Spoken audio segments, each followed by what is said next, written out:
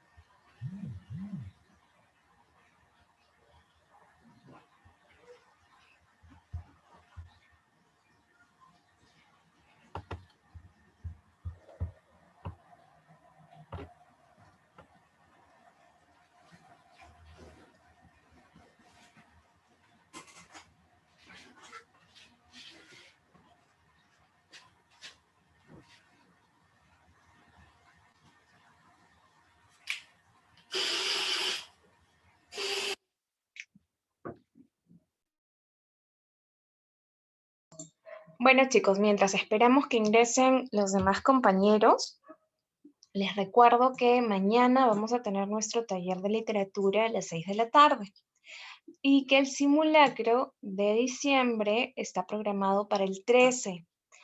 Con este simulacro tienes la oportunidad de ganarte una beca completa, es decir, el 100% de tu pago va a correr por cuenta de la academia y vas a ser el afortunado ganador si es que consigues el primer puesto.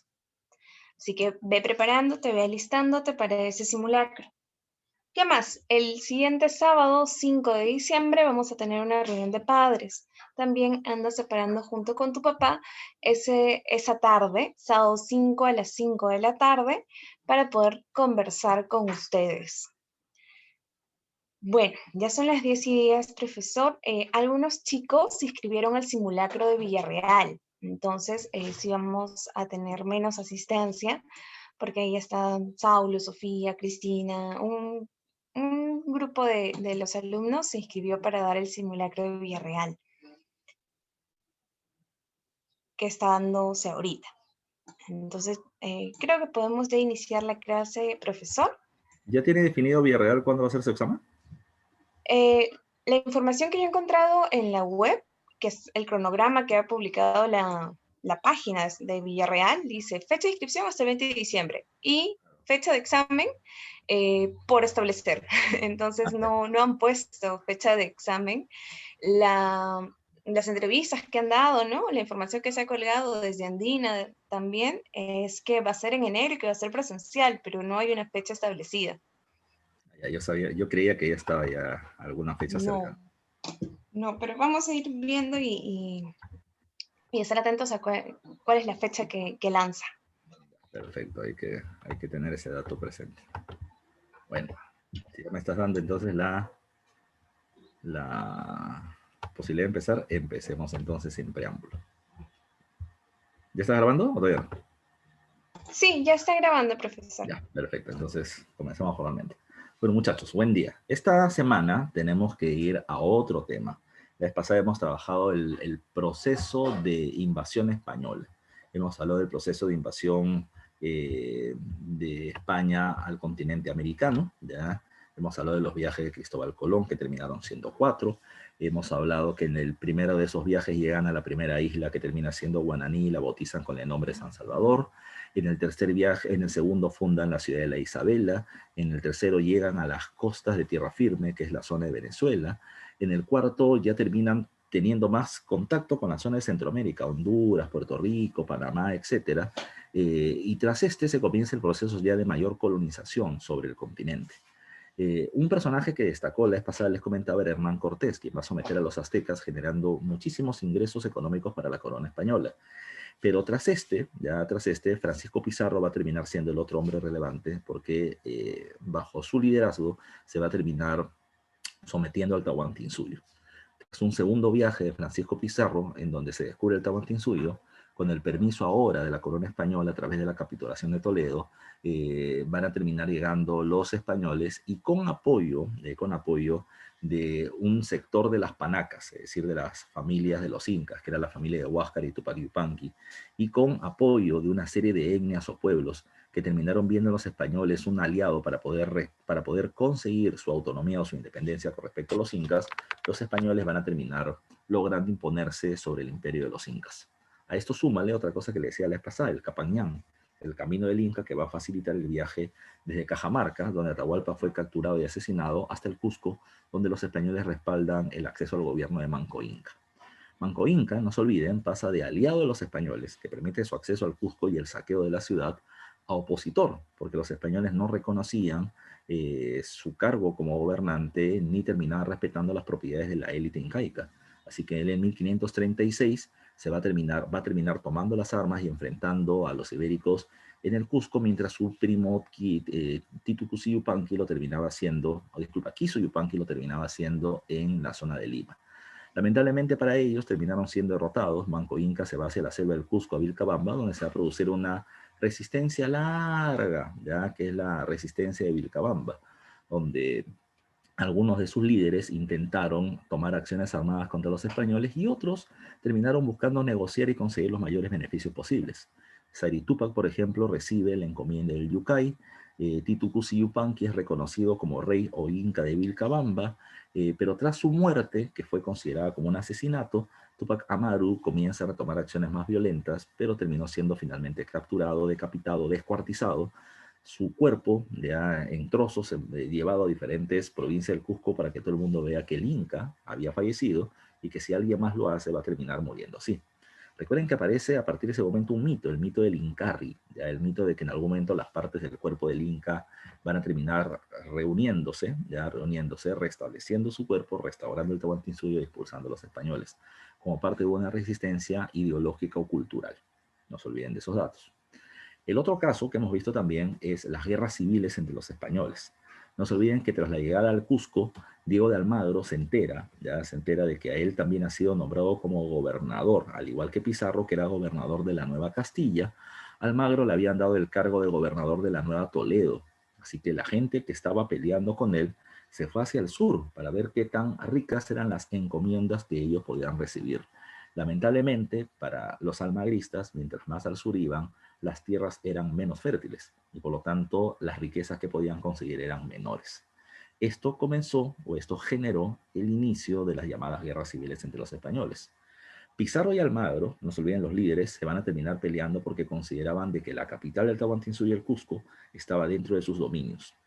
Pero no se olviden que la primera guerra de los grandes conquistadores no solamente tiene a Pizarro y Almagro como individuos, sino tiene a los pizarristas y a los almagristas, que peleaban por sus respectivos líderes para poder mantener el control de sus encomiendas. Recuerden ese dato, pues lo estoy repitiendo por tercera vez. ¿Ya? La encomienda. ¿Qué es una encomienda? Que ha sido pregunta de examen de admisión. Una encomienda termina siendo no una tierra en propiedad, ni indígenas como esclavos para los españoles.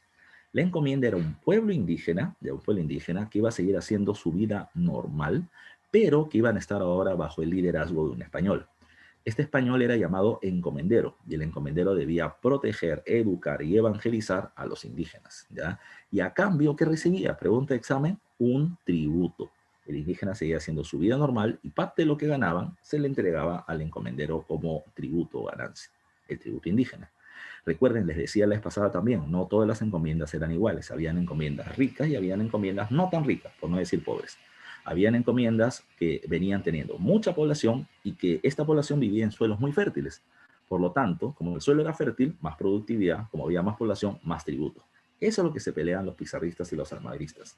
Las mejores encomiendas las tenía Nueva Castilla, los pizarristas. Y los almagristas querían derrotar a Pizarro para poder hacer que su líder le entregue esas encomiendas a ellos. Y por eso precisamente el motivo de las guerras civiles que se van a terminar generando. ¿Ya? Me están preguntando, profe, ¿esto era tipo un señor feudal? No, porque el señor feudal es propietario de tierra, y tiene campesinos que le tributan. Ellos no son propietarios sobre las tierras. ¿Ya? Lo que querían los españoles era eso, era ser un señor feudal, ser propietario y tener trabajadores campesinos tributarios permanentes. Pero la corona solamente le entregó encomiendas, aunque las encomiendas eran a perpetuidad. ¿Qué significaba eso? Que si a Francisco Mendoza le terminan dando la encomienda de los indios de San Juan de Miraflores, entonces, ustedes van a estar bajo mi protección y ustedes me van a pagar tributo a mí. Pero como la encomienda era perpetua y hereditaria, sus hijos, sus nietos, sus bisnietos y sus tataranietos le van a terminar pagando tributos a mí, a mi hijo, a mi nieto y a mi tataranieto. Era casi un señor feudal, pero no había propiedad sobre la tierra. ¿Qué pasó? Después de las guerras civiles en donde Diego de Almagro, el papá, es asesinado, luego Francisco Pizarro y luego Diego de Almagro el Mozo también corre el mismo destino, recuerden que la corona española va a terminar dando una ley, y acá ya comenzamos a entrar al tema que nos corresponde. La corona española da una ley llamada como las Leyes Nuevas de Indias del año 1542. Y las Leyes Nuevas de Indias, ¿qué cosa establecían? ¿Qué establecían? Número uno, que las gobernaciones como la de Nueva Castilla y Nueva Toledo se eliminaban, y a partir de ahora terminaban naciendo los virreinatos. ¿De dónde provenía la palabra virreinato? Virreinato viene de la palabra virrey. ¿Qué es un virrey? La palabra virrey viene de la palabra vicerrey. ¿Qué significa? Recuerda que en un país el que gobierna es el presidente. Si el presidente está ausente, gobierna el vicepresidente. Ese es el virrey. Es el que gobierna ante la ausencia del rey. Como los reyes de España nunca estuvieron en América, entonces, ante la ausencia del rey, el virrey era el representante directo del rey para gobernar estos territorios, ¿ya? Dejando de lado a los gobernadores. Segundo, ¿de dónde apareció esta idea del virreinato?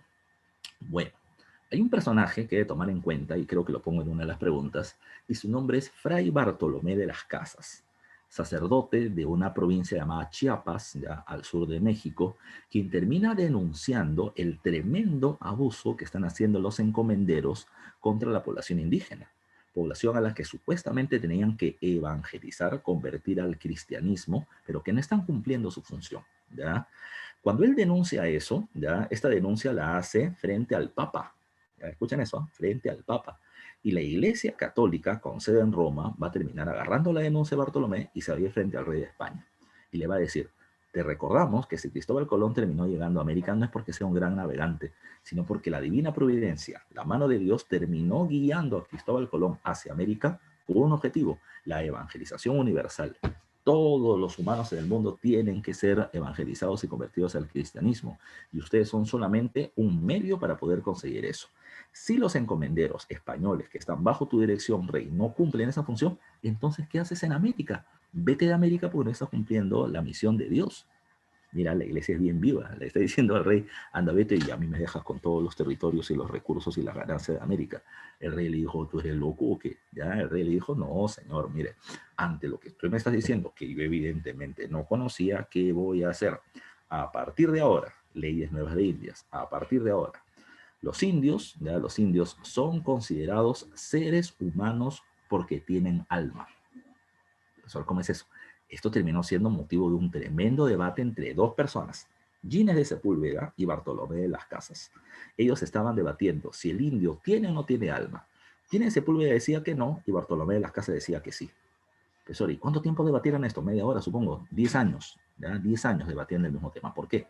Porque si el indio tenía alma, tenía que ser considerado como humano con una serie de derechos y beneficios. Si el indio no tenía alma, iba a ser tratado como esclavo. Entonces, este terminaba siendo el debate. Después de 10 años, se acepta. El indio es humano, tiene alma, y por lo tanto, los indígenas americanos son mis súbditos, los súbditos del rey. ¿Qué significaba eso? Ellos están ahora obligados a pagarle tributo a mí, al rey. Pero a cambio, yo voy a terminar defendiendo sus derechos. Entonces, nadie puede abusar de ellos porque yo los voy a proteger. ¿Y cómo los voy a proteger si yo no esté presente? A través del virrey y la Real Audiencia, el Poder Judicial. Segundo, ¿quién abusa de los indígenas? Los encomenderos. Ah, si a los encomenderos le dimos las encomiendas, la protección de los indios a perpetuidad y de manera hereditaria, ya no va a ser así.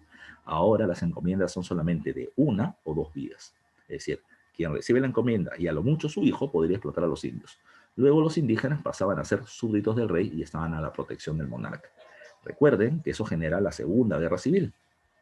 Los encomenderos no van a estar de acuerdo y, liderados por Gonzalo Pizarro, asesinan al primer virrey del Perú para que no se aplique estas medidas.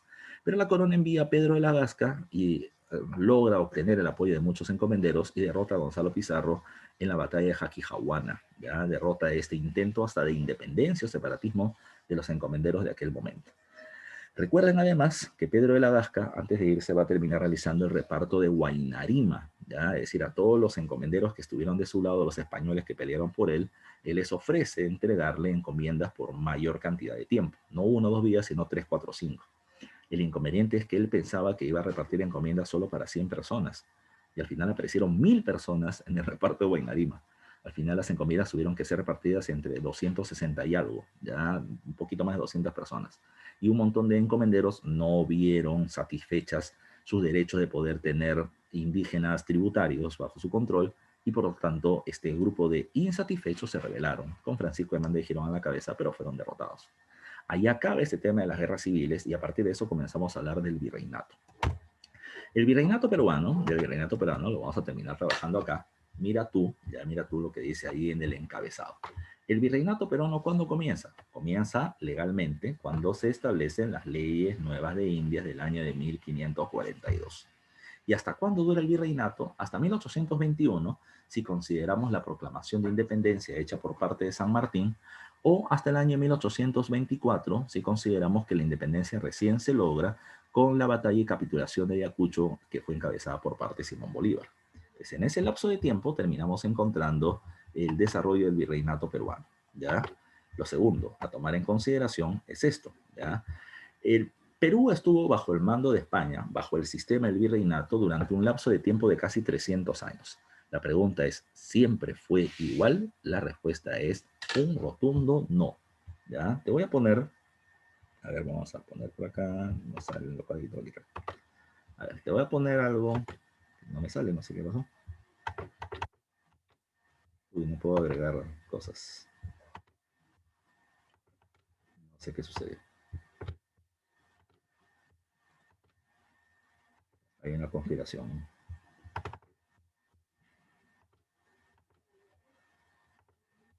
No puedo agregar la pluma, no sé qué pasó. Ya, te voy a explicar entonces. Ya te voy a explicar entonces. El virreinato peruano tiene 3 momentos bien claros. Escuchen esto, por favor. Entre 1542 y 1648, casi durante un lapso de tiempo de un siglo, hay una primera etapa que se le conoce como la época del monopolio español. Entiéndase por monopolio dos cosas. Monopolio comercial. Solo España puede vender productos a América. Es una característica de la economía virreinal. Nosotros no podíamos comprarle productos o no podríamos tener comercio con ningún otro reino fuera de España. ¿Ya? Eh, ¿Podían ingresar productos del exterior fuera de España? Sí, si era de contrabando, pero legalmente no. ¿Ya? Pero el monopolio que me interesa es el monopolio político. Solo los españoles ocupaban los grandes cargos de gobierno durante la época de esta primera etapa.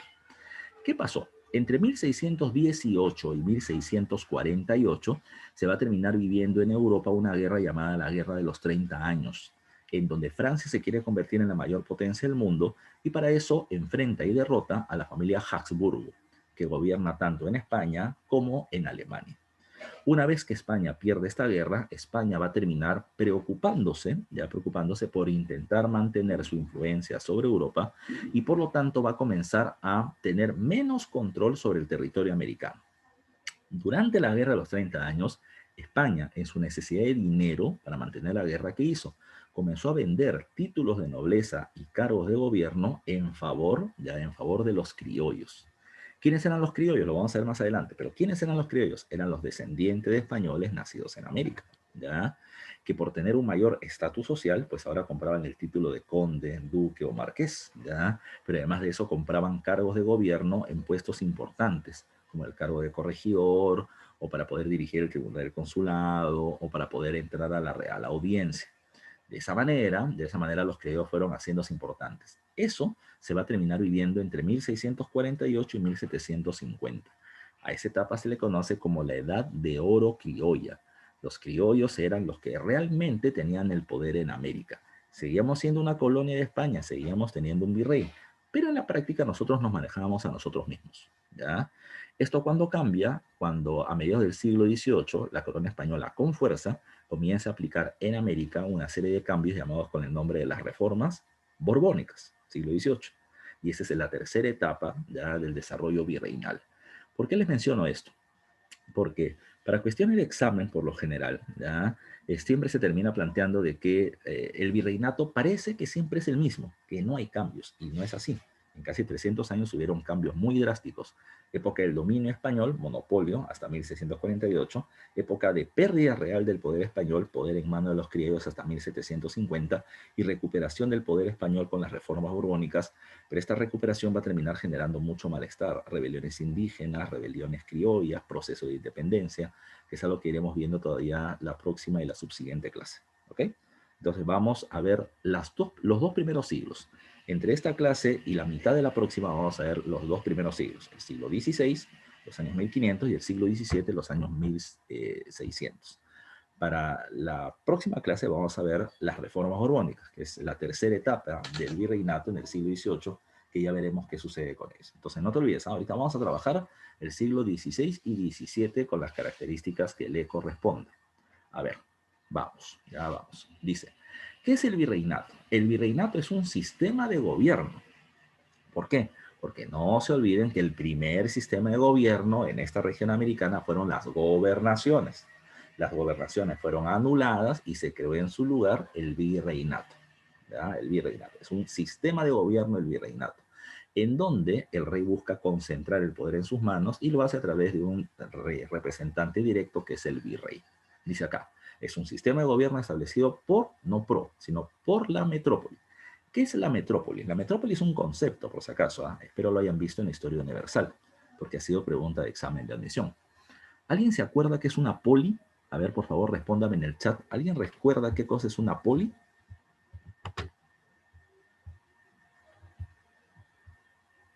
Ya, una ciudad-estado me termina diciendo Marcelo, Daniel me dice una ciudad independiente, Jennifer me dice una ciudad-estado.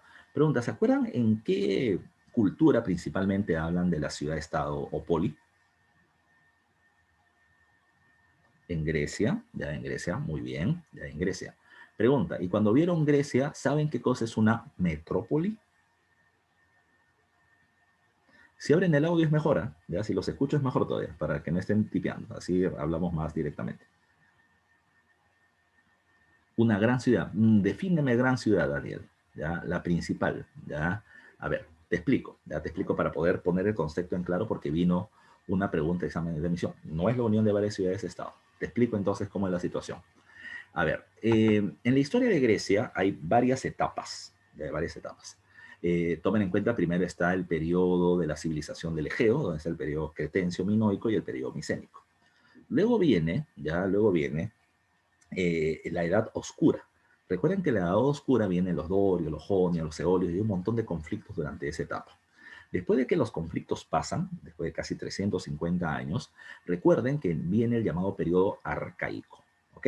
Y en el periodo arcaico es donde, número uno, nacen las polis, ¿ya? Las diferentes familias que estaban ocupando un territorio van a comenzar a organizarse políticamente. Van a establecer areópagos o congresos, van a terminar estableciendo leyes, impuestos, castigos, tributos, obras públicas, para poder organizar estos territorios geográficamente pequeños, como una ciudad, pero que venían teniendo su propio sistema de gobierno o Estado. Por eso hablamos de una ciudad-estado o poli. Pero en ese mismo periodo arcaico, ¿qué va a terminar sucediendo? Ante el crecimiento demográfico, es decir, ante el crecimiento del número de pobladores y la escasez de recursos, una alternativa era volver a entrar en guerras por recursos. Pero para poder evitar conflictos entre ellos, las polis entran en una etapa llamada como el periodo de colonizaciones. Van a comenzar a ocupar territorios en los alrededores del Mediterráneo, en la zona de la actual Turquía o el Asia Menor, o en la zona del sur de Italia, o Magna Grecia, o en la zona de España, o en el norte del África. Entonces, cuando una poli venía teniendo colonias o dominios fuera de su territorio, entonces esta poli, que era dueña de regiones fuera de la ciudad, se le conocía con el nombre de metrópoli. La metrópoli termina siendo la ciudad dueña de terrenos fuera de su región. Entonces, por definición o por concepto, una metrópoli termina siendo un territorio o reino, como el de España, que venía siendo dueña de territorios fuera de sus dominios. Esos dominios son las colonias. ¿Ya? Entonces, España era una metrópoli porque tenía dominios en América. No sé si me deja entender la explicación. ¿Ya? No, todavía no estoy avanzando, todavía estoy en la primera en la que dice virreinato. ¿Se ve la que dice virreinato, Katy? Es que no aparece la pantalla completa, aparece solo la pantalla de PowerPoint. Mm,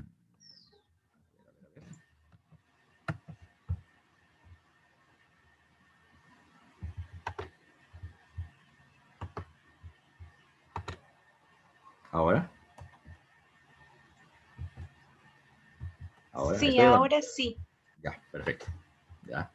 A ver, entonces con la explicación que hice, ya, Jennifer me dice que se entiende, Daniel que sí se entiende, Jennifer está bien, perfecto, ya. Entonces, tomen en cuenta eso porque ha sido pregunta de examen de admisión un poco antigua, ¿eh? Fue cuando yo ingresé a la universidad en el año 2000, ya, pero ha sido pregunta de examen de admisión y ahí se entiende el concepto metrópoli, ya. Cualquier cosa puedes leer mi libro, ya. Lo segundo es que dice acá, es un sistema de gobierno establecido por la metrópoli con el fin de consolidar y centralizar el poder de la corona española sobre sus dominios. Insisto, España es la dueña de las colonias y es una metrópoli, nosotros estamos bajo su mando, y España quiere un gobierno eficiente. Los gobernadores no sirven porque están sometidos por los encomenderos, así que los encomenderos los votan y ponen al virrey. Le ponen al virrey. Profe, el virrey tuvo tanto poder, depende de la época, ya depende de la época. En los primeros años, en el primer siglo, sí, su poder terminaba siendo casi incuestionable. En la segunda época, en la edad de los criollos, el virrey era un adorno, ya era un adorno, ¿ya? Pero con las reformas borbónicas vuelven a recuperar su influencia. Ahora, virreyes hubieron muchos. ¿Ya? Ah, un dato más, por si acaso. ¿Cuál era el dominio, cuáles eran los territorios del virreinato peruano? Ese dato es importante.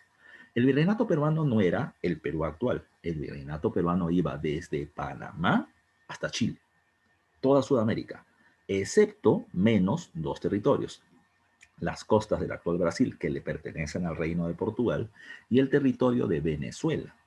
Venezuela, por más que estaba en Sudamérica, le pertenecía al virreinato de Nueva España o México. ¿Ya? Por si acaso ese dato. ¿Ya? Todo lo demás era virreinato del Perú. Era el virreinato del Perú. Que va a ir variando. Con las reformas borbónicas aparecen nuevos virreinatos, pero esto todavía es siglo XVIII. Y como te he dicho, lo que vamos a hacer en esta clase y la mitad de la próxima es siglo XVI y XVII. ¿Ya? Es muy diferente a lo que veamos cuando hablemos de reformas borbónicas, hagan esa separación. Ahora, el primer virrey del Perú se llamó Blasco Núñez de Vela. Pero recuerden que Blasco Núñez de Vela nunca gobernó, porque cuando llegó a Lima lo votaron y cuando quiso regresar al Perú lo mataron. Batalla de Ñaquito por la rebelión de los encomenderos liderados por Gonzalo Pizarro. Entonces, si bien hubieron virreyes, el personaje que destaca y que termina pidiendo a la universidad que sepas es el quinto virrey del Perú. Y el quinto virrey del Perú es este que está en imagen. Su nombre es Francisco de Toledo, ¿ya? Conde de Oropesa, era noble, ¿ya? El quinto virrey del Perú va a terminar siendo importante, ¿por qué? Porque él es considerado como el organizador del virreinato peruano y cuyas medidas van a ser ultra trascendentes, ¿ya? Trascendentes. Todo lo que hizo Toledo se mantuvo en organización entre el siglo XVI y el siglo XVII, recién cambiado con las reformas borbónicas, ¿ya? Pero va a ser sumamente importante. Él va a gobernar 12 años, es el primer virrey que termina gobernando más de 4 años. Él gobernó 12 años y sus medidas van a terminar siendo fundamentales, ¿ya? Fundamentales. ¿Para qué llegó Toledo al Perú? Bueno, para gobernar con el cargo de virrey. Pero la corona española le terminó poniendo objetivos claros, que es lo que está planteando ahí. ¿Ya? El gran objetivo del virrey Toledo es este de acá, incrementar la producción minera en la zona de Potosí, ¿ya? En la zona de Potosí. Recuerden que Potosí es la región minera que se ubica en la actual Bolivia, que antes era llamado el Alto Perú. Cuando aquí estaba todavía Pedro de la Gasca como gobernador, ¿ya? Como gobernador, terminó apareciendo una noticia, que en la región de Potosí, un indígena había encontrado un lugar llamado con el nombre del Cerro Rico, así lo bautizaron, porque de la superficie del cerro terminaba saliendo plata pura. O sea, tú golpeabas el cerro y salía un bloque de plata pura, ya pura. Entonces se comenzó a explotar tremendamente las minas de Potosí, obteniendo gran cantidad de plata, y la corona española se beneficiaba porque de inmediato le correspondía la quinta parte o el 20% para ellos, el llamado quinto real. ¿Qué pasó? Después de un tiempo de estar explotando las minas de la región de Potosí, la plata o el mineral ya no salía puro, sino que salía mineral pateado. Disculpen la bulla que ven licuando por ahí, ¿ya? Salía mineral pateado. ¿Qué es mineral pateado? Salía plata, ¿ya? Con plomo, con zinc, con estaño, con cobre. Muchos metales juntos. Entonces, el valor o la calidad de la plata bajaba. La corona española le dijo a Toledo, pues hombre, usted va a Perú y termina mejorando la producción de plata. ¿Ya? Así que Toledo va a terminar llegando por acá, ¿ya? Y va a terminar buscando eso, incrementar y mejorar la producción de plata de Potosí. ¿Cómo lo hace? ¿Ya? ¿Cómo lo hace? Entonces vamos hablando de las reformas de Toledo. Lo primero, en Alemania se había terminado estableciendo una nueva técnica, y la técnica era que si tú terminabas agarrando este metal pateado y lo terminabas metiendo en una piscina, ya en una piscina de mercurio elevado a altas temperaturas, el mercurio se encargaba de terminar separando por peso atómico, ya por peso atómico, a los metales. Recuerden que el mercurio es un metal raro porque es un metal líquido, ¿ya? Es un metal líquido. Y esa es su principal característica. Él termina haciendo la purificación de los metales separándolos por peso atómico. Para Toledo había ahora, por ejemplo, por lo tanto, una esperanza, pero había un problema. El mercurio es un metal bastante escaso. Pero para su buena suerte, las más grandes minas de plata del mundo estaban en Potosí y la más grande mina de mercurio estaba en Huancavelica, en Castrovirreina. Así que lo que él va a comenzar a hacer es explotar las minas de Huancavelica para mejorar y aumentar las minas de Potosí. Buena suerte para él. Pero recuerden otro factor más. No era suficiente tener grandes minas, sino que yo necesito mucha gente para poder extraer mineral. Recuerden que en la actualidad yo pongo dinamita, exploto y terminan saliendo el mineral y luego lo trabajo. En esa época no. Yo necesito un montón de gente que con pico y lampa y carretas termine sacando el mineral de las entrañas, o sea, del interior del cerro. Es así que Toledo necesita mano de obra. ¿Y quién era la principal mano de obra que podía encontrar? La población nativa, que era la población indígena. Entonces ahí viene el otro caso. Otro de los grandes objetivos de Toledo para incrementar la producción de Potosí era organizar la mano de obra indígena. ¿Eso por qué organizarla? ¿No está organizada ya? No. Recuerden que los españoles cuando llegan van a terminar generando muchas muertes. Y terminan generando muchas muertes porque asesinan población local, porque van a haber enfrentamientos por el tema de la resistencia inca o las guerras civiles entre los españoles, pero sobre todo porque hay un montón de muertos por enfermedades. Viruela, sarampión y gripe que mata un montón de gente. La población que había sobrevivido ya está muy dispersa. Y esto hacía difícil para el virrey Toledo organizarlos para el trabajo o para cobrarles tributos.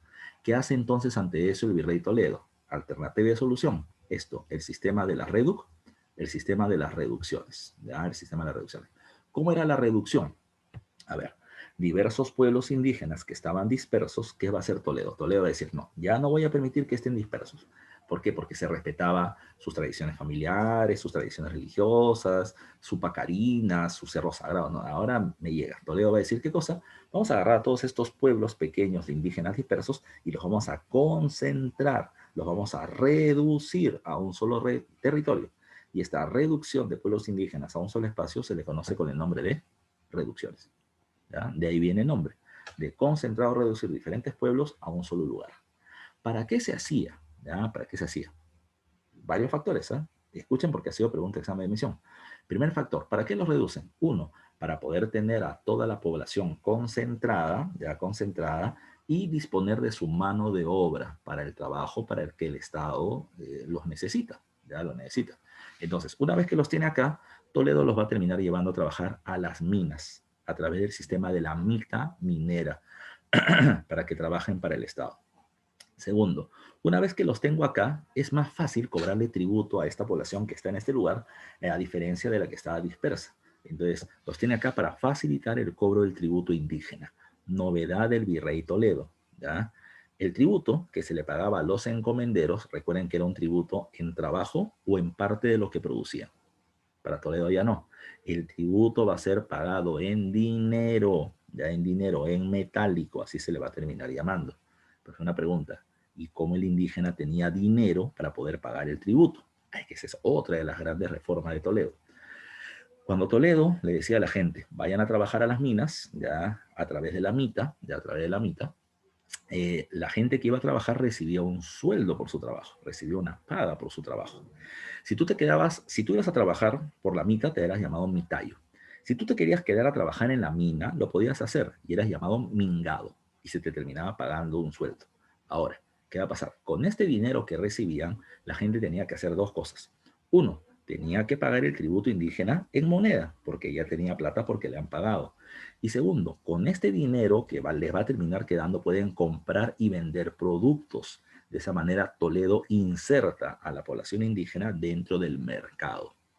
Pregunta de examen de admisión. No se olviden, ¿ah?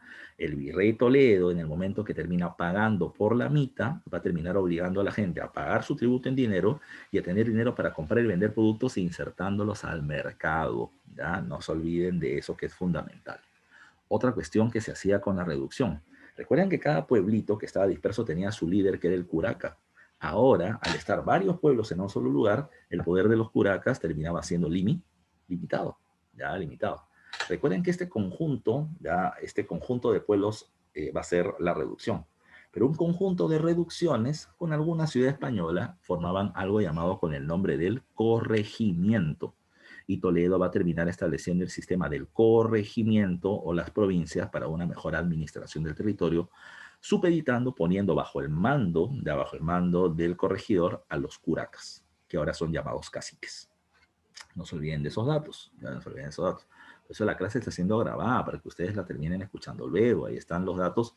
Este es un esquema para yo poder darle más información. No se olviden. Siguiente dato, siguiente dato. Como te dije, él organiza la mita minera, y te lo mencioné hace un rato. Pero ¿de dónde sale, de dónde sale el tema de la mita minera? Ah, mira tú, ya.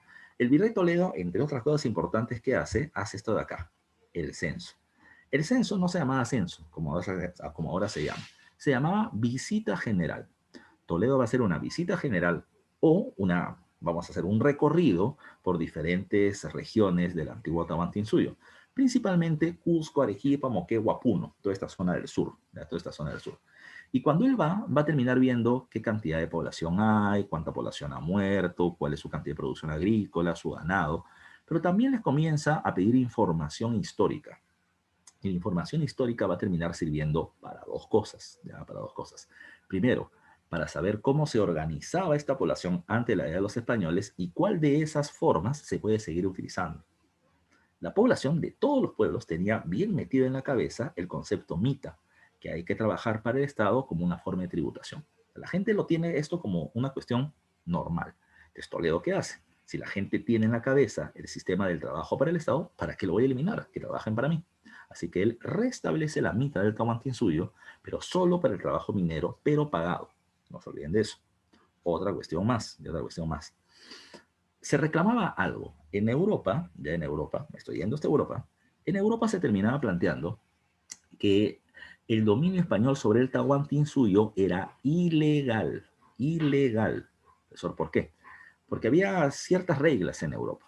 En Europa, cuando hay una guerra, de un pueblo A contra un pueblo B, el rey de uno de estos pueblos puede ser asesinado por cualquier persona en el campo de batalla.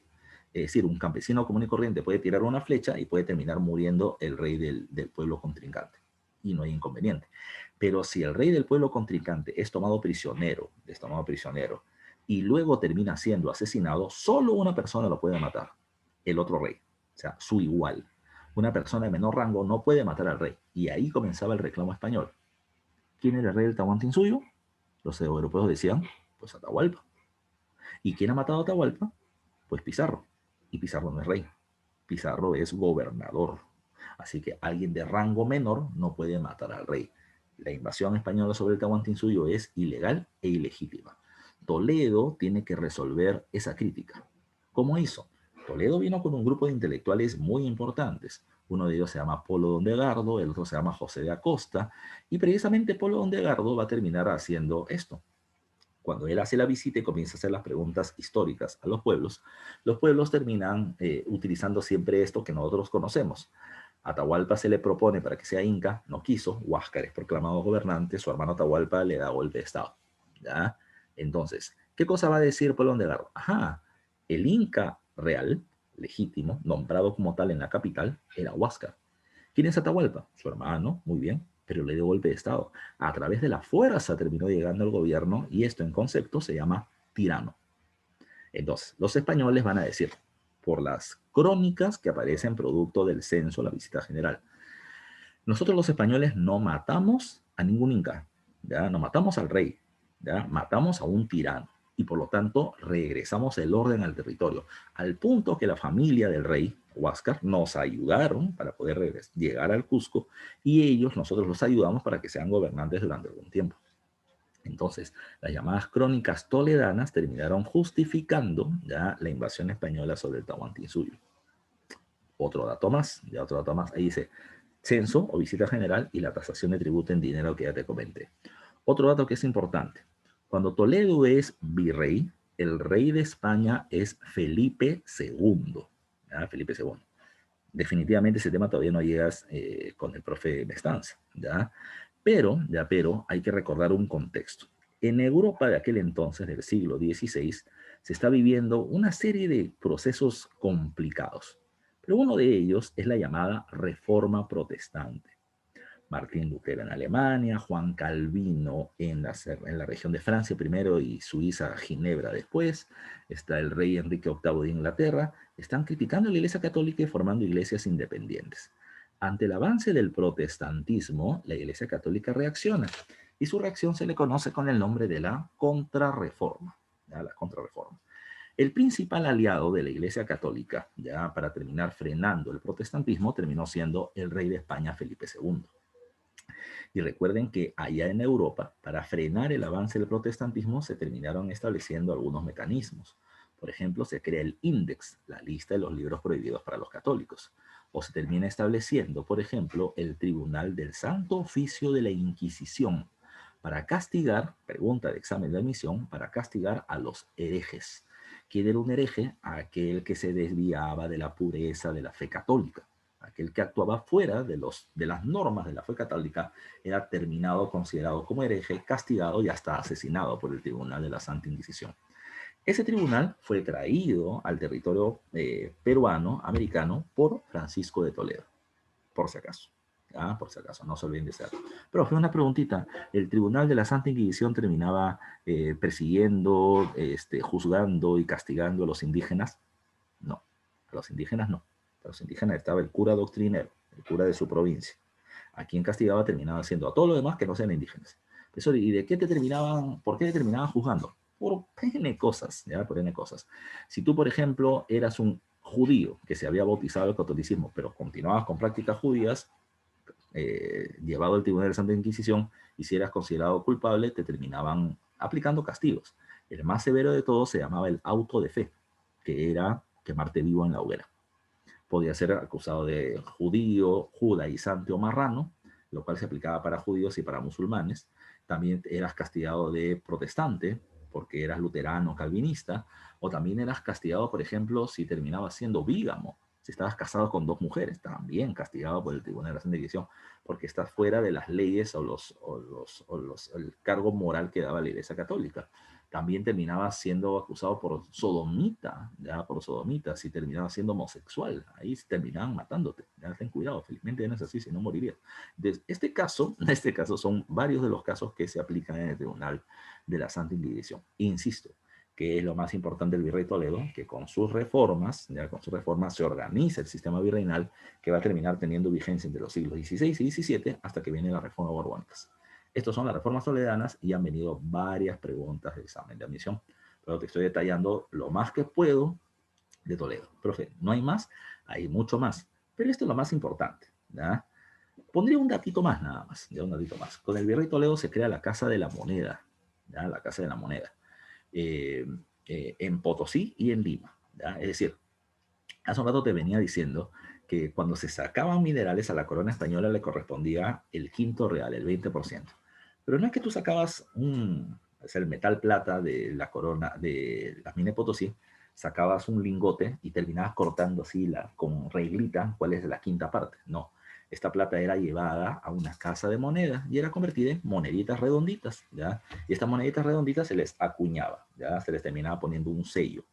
la cara del rey y el escudo de la corona española, ¿ya? Entonces, cuando se tenía el conjunto de monedas, la quinta parte de las monedas era enviada al rey. Para eso era necesario la casa de moneda. Al principio la casa de moneda estaba en Lima. ¿Cuál es el problema? Desde Potosí salían 50 toneladas de plata. Vamos a poner una cifra de 50 toneladas de plata. Y a Lima terminaban llegando 45 toneladas de plata. Profesor, ¿qué pasó en el camino? ¿Se cayeron las moneditas? No, pero robo. Entonces, para poder evitar eso, ahora la Casa de la Moneda estaba en Potosí, para evitar precisamente esos robos que existían, porque estamos en el Perú, pues, papi, ¿ya? Eso es lo que hay que tomar en cuenta, entre otros datos. El hospital de Potosí para los indígenas, bla, bla, bla, y una serie de cosas que hace Toledo. Pero es un tema gigante para algunos datos que son importantes, que son los que están en esta diapositiva, con la explicación que les he dado. Nos vamos al siguiente punto. Para esta clase estamos hablando, y este está en el título, vamos a hablar de las reformas toledanas que ya hablamos, la organización social y política. Perfil económica, la económica la vamos a ver la próxima clase, junto con las características culturales del virreinato y las reformas borbónicas. ¿Ok? A ver, vamos al aspecto social.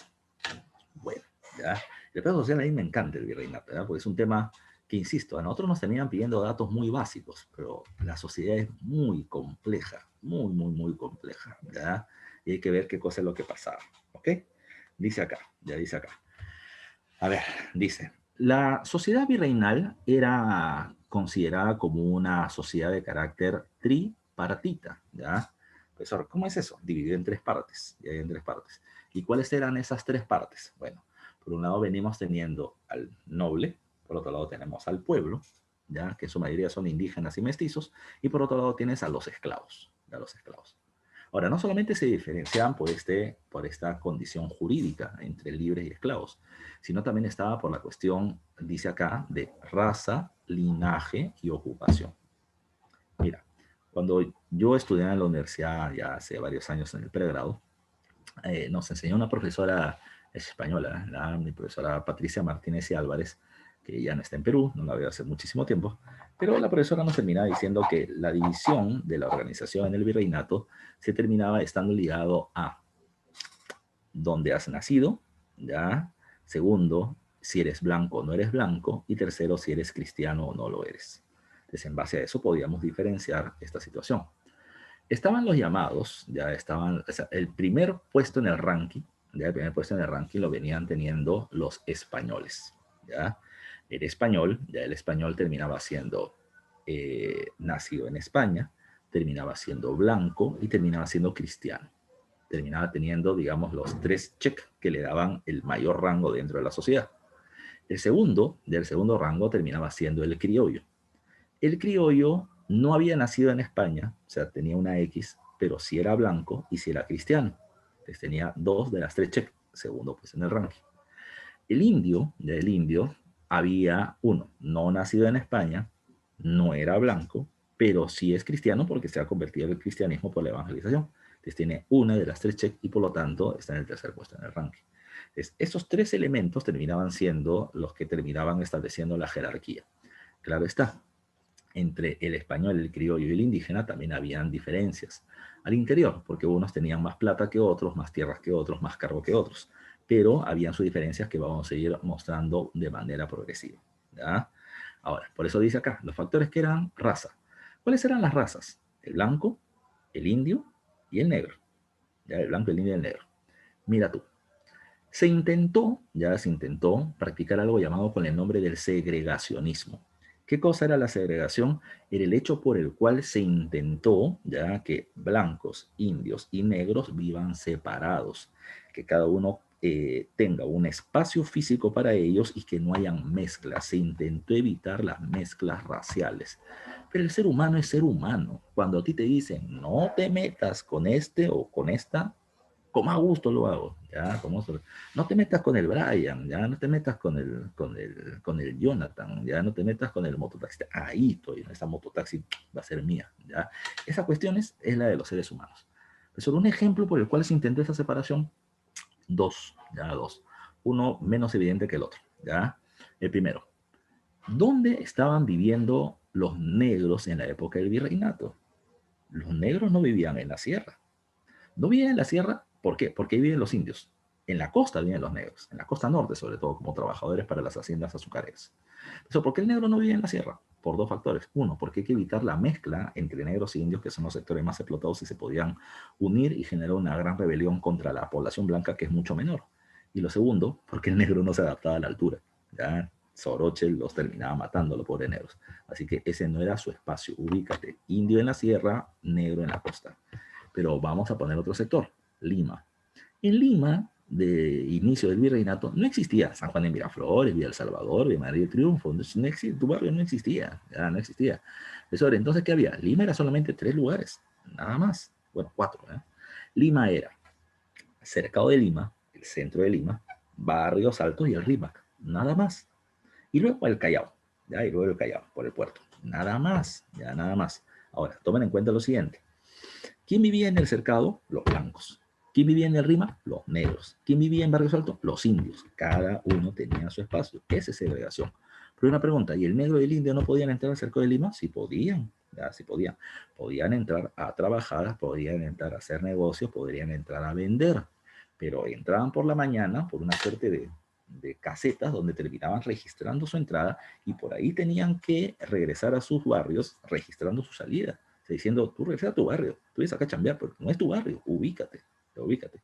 Esa era parte de la segregación. Ahora, lo que se buscaba, insisto, no es que no se mezclen, sino que no se crucen racialmente. Pero recuerden que el blanco que era amo, por ejemplo, venía teniendo negros y negras esclavas, indios e indias sirvientas o sirvientes, y por ahí uno, o abusando de su condición de amo, podía violar ¿ya? A las mujeres que trabajaban para ellos, ¿ya? Y por lo tanto de ese cruce de blanco con negra, mestizo, ¿ya? O sacalagua, si salía más clarito, o con la india terminaba saliendo el mestizo, ¿ya? El mestizo. Ahora, profe, mira, cuando yo estaba estudiando en el colegio, el profesor nos decía, los mestizos han terminado naciendo producto de la violación de los blancos sobre las mujeres indígenas. Y no intento negarlo, ¿ya? Pero tampoco es tan cierto, o por completo no lo es. ¿Por qué? Porque hay que ponerse, vamos a poner el ejemplo este. Pongámonos en la condición de una negra esclava que está siendo explotada por su condición de esclavitud. Pero a los blancos amos le llamaban la atención las negras, ¿ya? Y le llamaban la atención las negras porque las veían hermosas, ¿ya? Y son hermosas, loco cuando pero son hermosas. Entonces el negro veía a la esclavita y te venía diciendo de esta esclava negra, es joven, simpática, muy guapa, y yo me quisiera acercar a ella. Y la mujer también entendía, el amo es blanco, blanco, alto, rubio, ojos azules, ojos verdes, los podía atraer física y hasta sexualmente.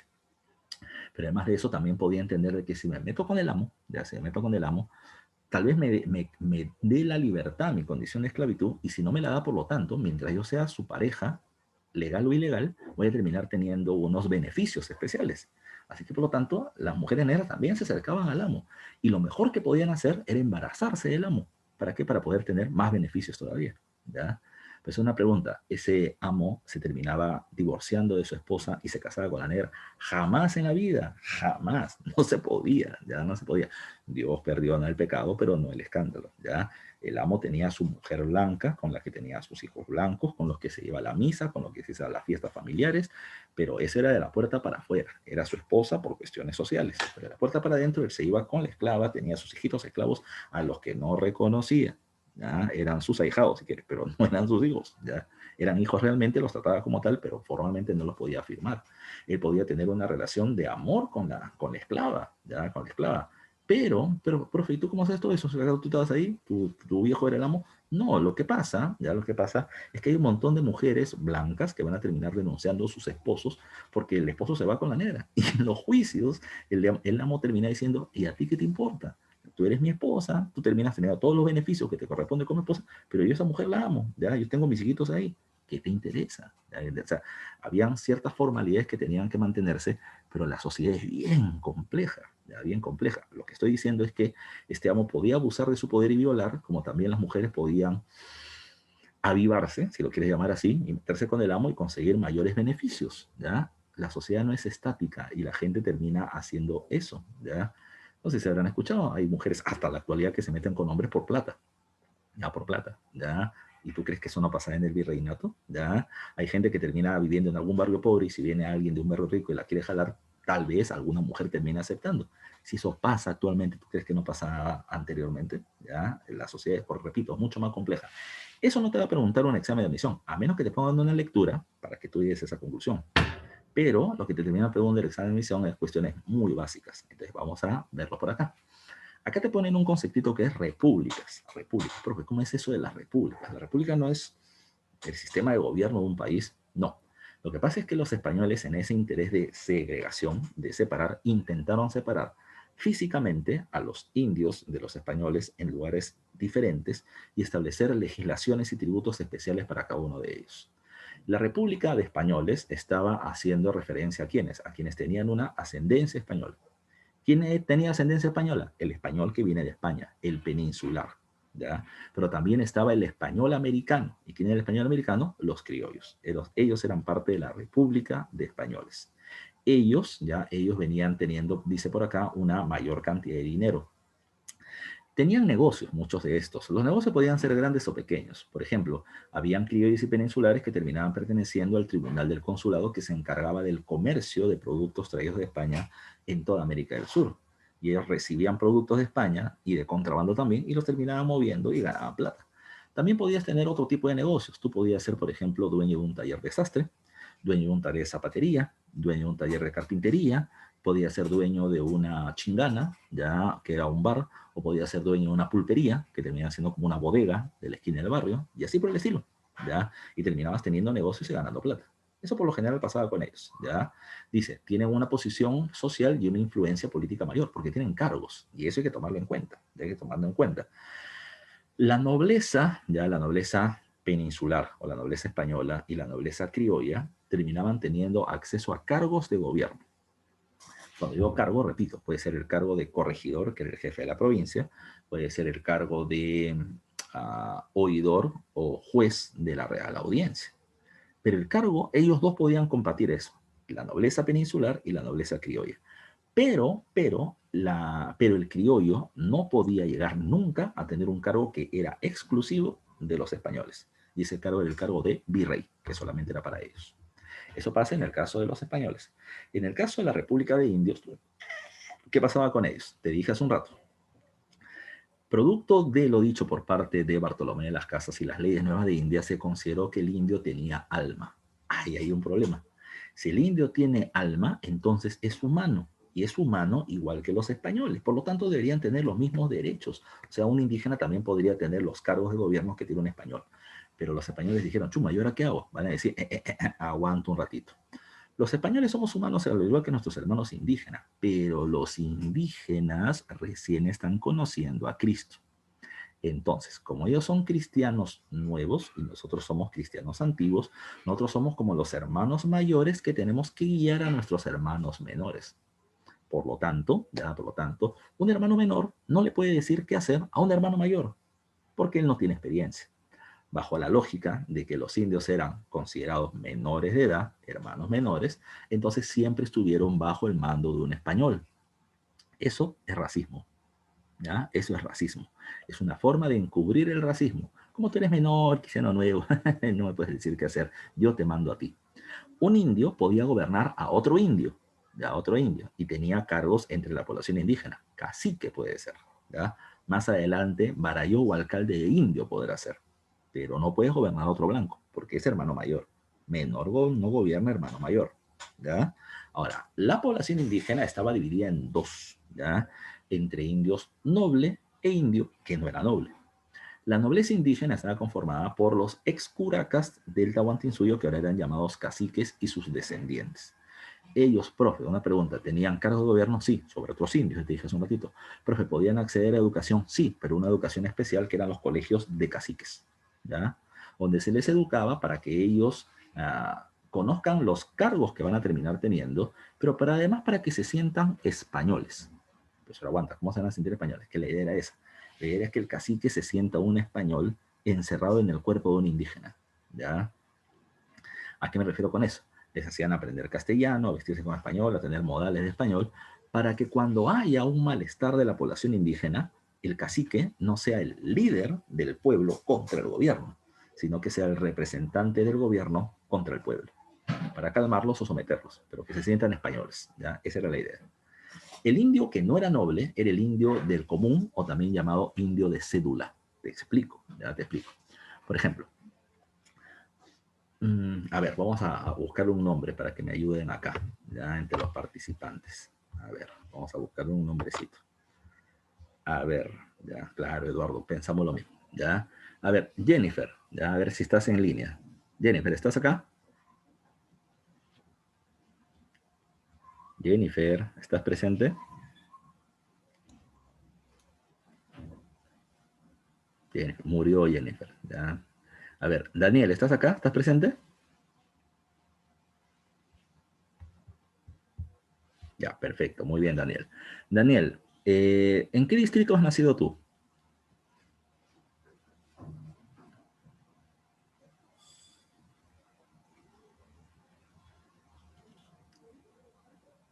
¿En qué pueblo? Ya, ¿en qué pueblo has nacido tú?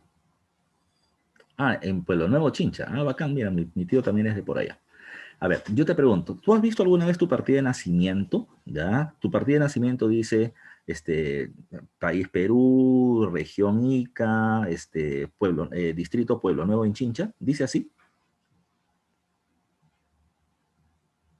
Perfecto, ya ahí está. Entonces, lo que me está diciendo Daniel es preciso para ese tema. ¿Por qué? ¿Ya? ¿Por qué?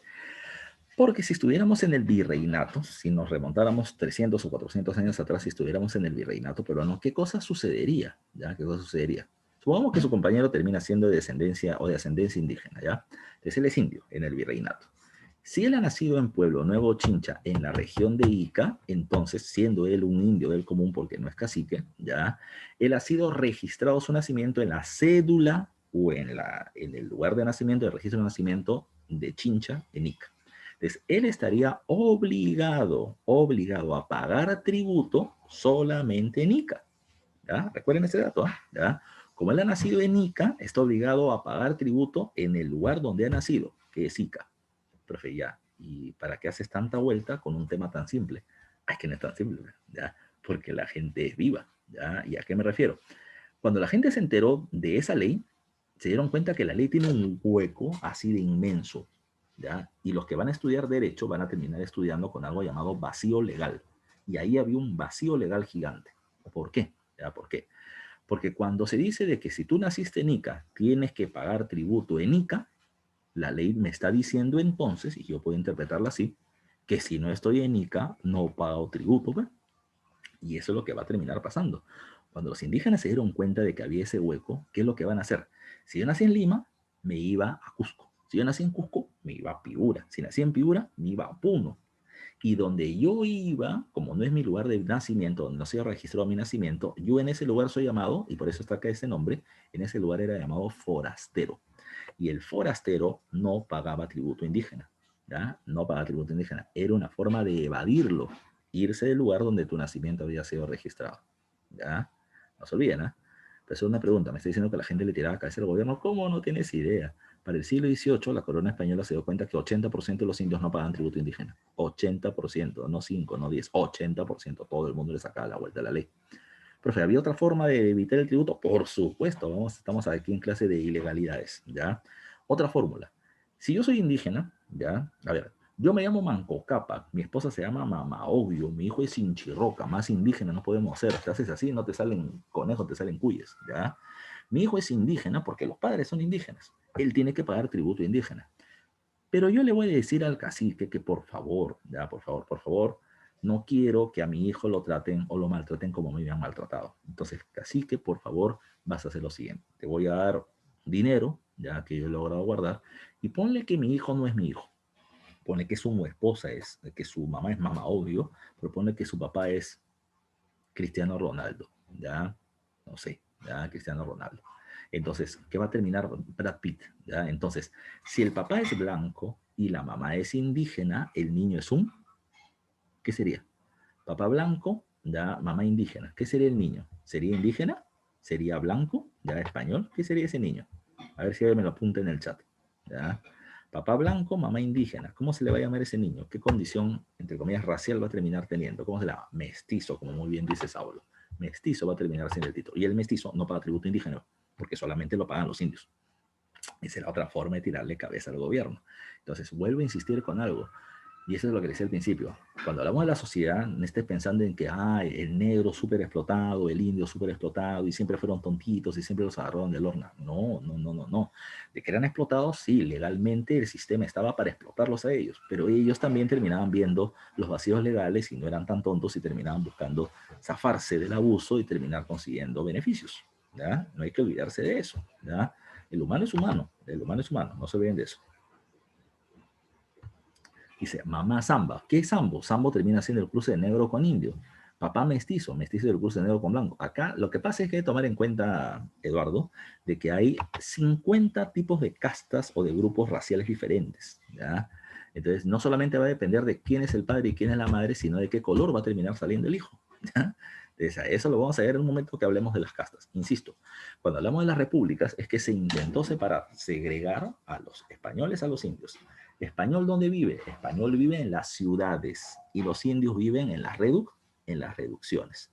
Cada uno de ellos venía teniendo factores especiales. ¿Ya? Cada uno de ellos tenía factores especiales. Por ejemplo, el indio paga tributo indígena, pero el blanco no paga tributo blanco.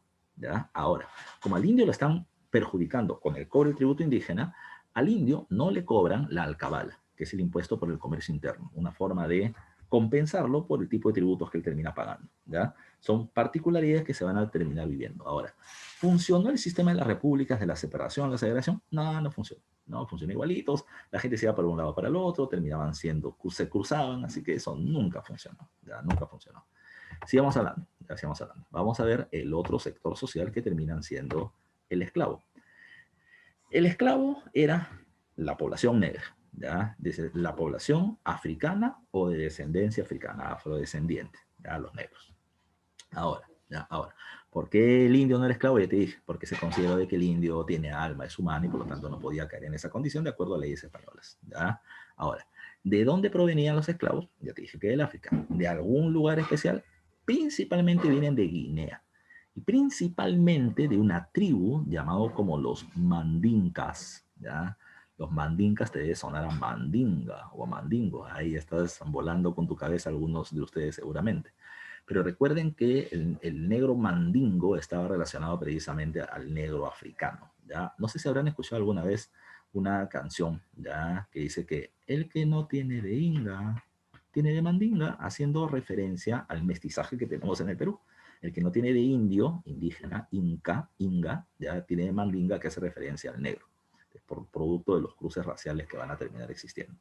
Ahora, el negro cuando llega a trabajar, inicialmente lo quieren llevar a las minas, pero ya te dije, el soroche no le cae y no lo quieren cruzar con los indios, así que el negro se queda como trabajador esclavo, principalmente en las haciendas de la costa. Y fundamentalmente en las haciendas azucareras del norte, Trujillo, Chiclayo, Piura, y algodoneras en la zona del sur de la zona de Ica. ¿Ya? Entonces encontramos una gran cantidad de población ya en este lugar. Su compañero me termina diciendo por interno, profe, que los negros también son caros. Y la verdad es que sí. O sea, toma en cuenta que el esclavo era una mercancía que iba a terminar sirviendo para el trabajo, ya sea para el trabajo fuerte, ya pues los negros tenían que ser fuertes para terminar yendo a trabajar. Y no es que el esclavo tú lo terminabas matando de hambre, al contrario, tú lo tienes que terminar tratando de la mejor manera posible porque su trabajo va a terminar dependiendo de tu producción. Las mujeres negras eran traídas como sirvientas, como cocineras, como damas de compañía, de las amas, ¿ya? Pero ellas no iban para el trabajo duro físico, ¿no? Ya ese era el hombre. Ahora, también entre los negros varones habían diferencias. Yo no sé si habrán visto, ahí justo hay una imagen, ¿ya? En la que se ve a un negro con un taparrabo y un hombre que le está abriendo la boca. Esa era una forma en la que los vendían, ¿ya? Te venían ofreciendo, a ver, este negro cuesta 5.000 soles, ya, y ponían el precio. Y mira, tiene todos los dientes, que no faltaban piezas dentales, que no iban a tener problemas de alimentación, de salud, etcétera, ¿ya? Si es que el negro era grande, fuerte, agarrado, gran fuerza, lo terminaban vendiendo más caro todavía. Él era padrillo, ¿ya? Padrillo. El padrillo era el que iba a terminar teniendo sexo realmente con las negritas, ¿ya? Para terminar teniendo hijos fuertes que iban a terminar siendo buenos esclavos para el futuro. Así lo terminaban ofreciendo. Era prácticamente como tener animales, ¿ya? Como tener animales. Así era la situación. Ahora, la pregunta es, El negro era maltratado, por supuesto, ¿ya? El trabajo terminaba siendo muy duro, ¿ya? Pero también estaba lo que te dije hace un rato, ¿no? Había negras esclavas que terminaban diciendo, me meto con el amo, le hago un hijo y con eso me beneficio. Es más, yo he visto documentos del siglo XVII bien bacanes, ¿ya? Una negra, por ejemplo, se termina siendo hija, se termina siendo un hijo por el amo, pero luego el amo le mete golpe, ¿ya? La maltrata por sevicia, la golpea, la maltrata, ¿ya? ¿Qué hace la negra? Pues es negra, pues es esclava, no la van a... No, no aguanta. Ella iba al tribunal eclesiástico, iba ante los sacerdotes que eran como tenían cierto poder judicial y terminaba denunciando que este amo con el que él ha tenido una relación sentimental, ¿ya? Y un hijo le está maltratando y ella teme por su vida. ¿Qué hacían los sacerdotes? Terminaban dando como veredicto que el amo le tenía que dar libertad a la esclava y a su hijo y le tenía que dar un dinero para que ella se vaya del lugar donde está viviendo, donde el amo no iba a saber dónde iba a ir para que no la persiga para matarla. Ya, profesor, qué bacán, mira, o sea, ellas también utilizaban leyes a su favor. Es que ahí viene la otra cuestión que más bacán. Cuando las mujeres negras se enteraron de que a una mujer negra la ley le terminó saliendo a favor de esa medida, ¿qué es lo que hacían las mujeres? Buscaban terminar teniendo hijo con el amo, ¿ya? Y si terminaban teniendo hijo, entonces maltrataban al amo, ¿ya? Le decían, tú eres un taporjado, esto que el otro, pégame, pégame, ¿ya? Porque si le metían un golpe, no, iban, denunciaban y las terminaban dejando libres. Esa era la muerte también, todo el mundo utiliza la ley. Otro dato que es importante. Hay muchos amos, ya, o muchos esclavos, que ante la condición de abuso laboral que había contra ellos, asesinatos, golpes, maltratos, etcétera, muchos de ellos escapaban, ya, escapaban. Y aquel que se escapaba de su centro laboral eran llamados con el nombre de cimarrones. No se olviden de eso, ¿ah? Aquellos esclavos que se escapaban eran llamados cimarrones, ¿ya? Se cimarroneaban. Cuando ellos se escapaban y eran cimarrones, ¿a qué se dedicaban? Bueno, si yo toda la vida trabajé como agricultor, no puedo trabajar como agricultor, porque si yo estoy trabajando una tierra que está vacía, va a terminar viniendo el corregidor, el jefe de la provincia, y se me encuentra ahí, me va a chapar y me va a terminar regresando a la tierra del amo, y el amo me va a maltratar. Por eso el amo te maltrataba si te escapaba y volvías a regresar, sí, y los castigos eran bravos. El castigo menor que te podían hacer era tirarte 20 azotes. Y no eran correazos, eran azotes con látigos que te marcaban la piel, te laceraban la espalda, etcétera. Pero el cargo más bravo, o el castigo más bravo, era ponerte la carimba. La carimba era estos metales con los que terminaban marcando a las reses, te la ponían en el cuerpo, caliente, y el dolor era inmenso. Pero era parte de los castigos y abusos que había en ese momento. Ahora, cuando estos cimarrones que se escapaban, repito, se dedicaban a ser bandoleros, robaban en el camino. Pero cuando estos esclavos o estos cimarrones eran ya bastantes, pues terminaban reuniéndose entre ellos y terminaban formando palenques. ¿Qué cosa era un palenque? Literalmente era un barrio de cimarrones o de negros liberados. Y cuando yo liberado es porque terminaba siendo un barrio bravo de la época, ¿verdad? Donde solamente vivían negros ex esclavos fuertes. Nadie en su sano juicio se va a meter ahí, ninguna autoridad española se va a meter ahí, ¿verdad? Porque era un barrio bravo. Ahora, si venía un representante nuevo del gobierno y no sabía que era un palenque y veía un par de negritos trabajando la tierra por ahí, decía, ¿ustedes de dónde son? ¿Quién es su amo? Que los va a devolver. Y los comenzaban a perseguir con su caballo y los negritos corriendo y los arrinconaban en un lugar y decían, a ver, díganme ustedes en qué hacienda trabajaban y cuál es su amo para llevárselo. Los negros volteaban y decían, no señor, no le voy a decir. ¿Y por qué no, negro malqueo? Volteó usted. Cuando volteaban, habían 200 putos Guadalupe, 200 chiquitos flores que estaban ahí atrás. De acá nadie se va, de acá nadie sale, ¿ya? Y si alguien va a salir usted, pero sin caballo, ¿ya? Va a salir con silla de ruedas, ¿ya? Lo deja cojo, ¿ya? Así que la situación terminaba siendo bien brava, ¿ya? Bien brava. Estos lugares, repito, eran barrios donde nadie se terminaba metiendo. Ahí está, exactamente, ya, exactamente. El Callao no, el Callao no era barrio de negros terminaba siendo Chincha, Cañete, ya, esta zona, ya, pero era una situación así, insisto, porque la sociedad virreinal es mucho más compleja, pero recuerden esos nombres, ¿ah? Esclavo que se escapaba, cimarrón, los lugares donde vivían, palenques, eso pregunta examen de admisión. Ahora, insisto, por más que se intentó evitar las mezclas raciales existían. Los cruces raciales más básicos terminaron siendo estos que están acá en este cuadro. Indio más blanco, mestizo. ¿Ya? Negro más blanco, mulato. Indio más negro, sambo. Pero no siempre eran así. ¿Ya? Profesor, una pregunta. ¿Indio más blanco? O sea, indio, hombre con blanco, varón. No, no, no, eso no se van a reproducir nunca. Era blanco con india, en el principal de los casos, ya, porque los españoles promueven el mestizaje, y era muy difícil que un indio tenga relaciones con una blanca. ¿Por qué? porque la mujer blanca era el bien más preciado de los blancos, ¿ya? Recuerden, ¿eh? La mujer blanca era el bien más preciado porque de ella dependía, entre comillas, la pureza de la raza y los matrimonios ventajosos que se podían hacer. Entonces, cuando una mujer ya de familia blanca terminaba teniendo 11, 12 años, al convento, antes que comience la menstruación, al convento. Y cuando cumplía 15 años, la presentaban en público, en el quino, la presentaban, ya la presentaban. Decía, aquí está mi hija, joven, virgen, sana, ya sana, fértil para poder reproducirse. ¿Quién se quiere casar con ella? Y comenzaban las propuestas familiares, ¿ya? Y yo terminaba entregando a mi hija con el mejor postor, literalmente, porque no era de quien ella se enamora. Son matrimonios políticos arreglados, por si acaso, ¿ya? Por si acaso. También metían a mujeres al convento que habían tenido relaciones sexuales y que por lo tanto podían haber quedado embarazadas. Las metían al convento y las hacían abortar. Y las encerraban para decir, no, no, no, ella estuvo ahí nada más en el convento para mantener su pureza y la metimos para mantenerla como tal. Eran cuestiones que sucedían en el virreinato. ¿Eh? Ya el virreinato es bien complejo, bien bacán. Pero así como está ello, recuerden, también estaba el caso del cruce del blanco con una negra, que podía salir mulato. ¿Cómo es el mulato? El mulato termina siendo aquel que tiene piel oscura, pero rasgos de blanco. O sea, no tiene las fosas nasales anchas, sino que viene teniendo la nariz respingada. No viene teniendo el cabello pasita, ensortijado, sino que tiene el cabello lacio o medio onduladito. No tiene los labios gruesos, ya, sino que tiene los labios delgados. Es un negro fino, ya, el mulatito. Pero por otro lado está el sacalagua. El sacalagua es el contrario. Es el que tiene piel blanca, pero rasgo de negro, ya. Así como tienes al mulato o el sacalagua, tienes al sambo, que es el cruce de indio con negra. Esta es la raza prohibida, así los terminan llamando, porque se buscó de que estos grupos no se cruzan, porque eran los sectores más explotados, pero de todas maneras, humano es humano y se cruzan. Hay segundón, el segundón o chino termina siendo el cruce del mestizo con el indio. El tercerón es el cruce del segundón con el indio, el cuarterón, el tercerón con el indio. Ya está el salta atrás. ¿Ya? El salta atrás es interesante. No sé si habrán escuchado ustedes esta frase racista entre su familia. A ver si alguien me lo termina confirmando por interno. Algunos de ustedes deben haber escuchado de que ten un hijo, ya, si eres mujer con un hombre blanco, si eres hombre con una mujer blanca, para mejorar la raza. No sé si habrán escuchado de esa condición, ya. Ya, hay que tener hijos con un hombre o mujer blanca para mejorar la raza. ¿Ya? Por ahí me están respondiendo rápidamente, así me gusta que estén activos. ¿Ya? Sí, lee Sofía, ya sí le han dicho ella todos los días. ¿Ya? Pregunta, ¿tú eres blanca o eres mestiza o eres indígena o eres negra? ¿Qué te han dicho a ti, Sofía? Por interno, nomás dime, ¿no? ¿Ya? Luz, Marcelo también le dicen lo mismo. ¿Ya? ¿Y por qué aparece ese concepto? Porque si te das cuenta es un concepto muy colonial. Es un concepto muy colonial.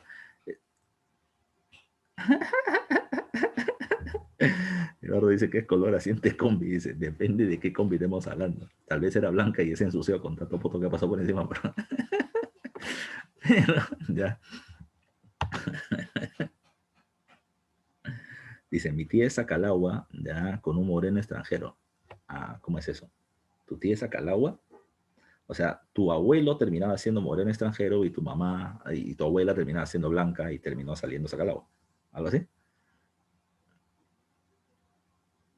Ah, ¿quién era la que me estaba respondiendo hace rato? ¿Marcela o Sofía? Ah, ya, tu tía se ha casado con un moreno extranjero, ¿ya? Y por lo tanto sus hijos van a terminar. ¿Pero tu tía es blanca? ¿Tu tía es indígena? ¿Qué cosa es? Ah, tu tía es blanca. Ya. El hijo que salga, si sale más tirado para negrito, es mulato. Si sale más tirado para blanco, es sacalagua. Ya así va a terminar dependiendo de la situación. Pero insisto, esa es cuestión de hay que mejorar la raza. En casos virreinales, tu tía no estaría mejorando la raza, le estaría empeorando porque le está tiñendo, ya tiñendo. Pero lo que se buscaba en este periodo era mejorar la raza. Vamos a suponer esto.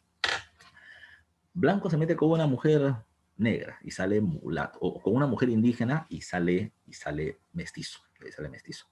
Pero puede salir mestizo tirando para color chaufa o tirando para blanco, ahí cholo blanco, si lo podríamos llamar así. Entonces, como ha salido blanquito, se casa con una, o tiene hijo con una mujer española y sale el nieto blanquito. El nieto blanquito tiene hijo con una mujer española y el nieto sale con color chaufa, con color puerta, con color cobrizo, rojizo, indígena, ¿ya?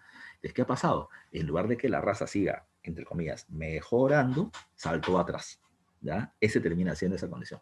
Tú sabes por biología y sabes por genética que eso puede terminar sucediendo. Hay un porcentaje de posibilidades. Pero si salía más blanquito, estaba mejorando la raza. Si no, retrocedió, saltó atrás. parte de estas condiciones de raza o de castas que eran los cruces raciales de la época. Bueno, el tema es complejo. Ahora nos vamos a la organización política. ¿Ya? Así que vamos a acelerar un poco con esto.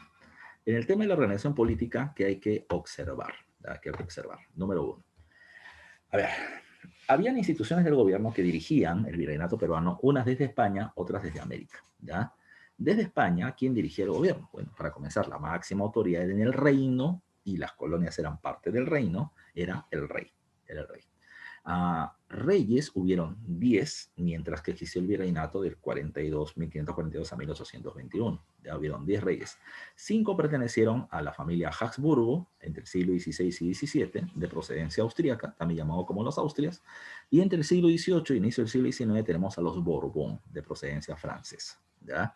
El rey, como dice acá, es la máxima autoridad del imperio y por lo tanto la máxima autoridad en el reino. Las leyes que él termina estableciendo se llaman real cédula. Cada vez que te escuches la palabra real, no significa de real verdadero, sino real del rey. Real cédula. La real cédula. Él establece quién va a terminar siendo el virrey. Él nombra al virrey. Por lo general, ya estaba establecido quién lo iba a hacer. Él es la máxima autoridad, no te olvides tú. Porque algunos reyes importantes, mira, los reyes más importantes están en el siglo XVI y se llaman los Austrias mayores. Carlos I, que a la vez es Carlos V de España, que está ahí precisamente su nombre, y Felipe II. Ellos fueron los reyes de la época del apogeo de España. Y luego vienen los Austrias menores del siglo XVII, en la que España entra en decadencia, más aún con la derrota en la guerra de los 30 años. ¿Ya? Pero ese es otro cantar que no nos corresponde mucho, que eso está más ligado a las monarquías absolutas que van a ver con el profe Mestancia. ¿Ya? Por otro lado, está esto. El rey Carlos I, el rey Carlos I o Carlos V, tenía un problema. Tenía 7 coronas sobre su cabeza. No es que esté haciendo el equilibrio para que no se caiga. Él era rey de 7 reinos, heredado por sus abuelos paternos y maternos. ¿Ya? El rey Carlos terminaba siendo rey de Castilla y Aragón, en España.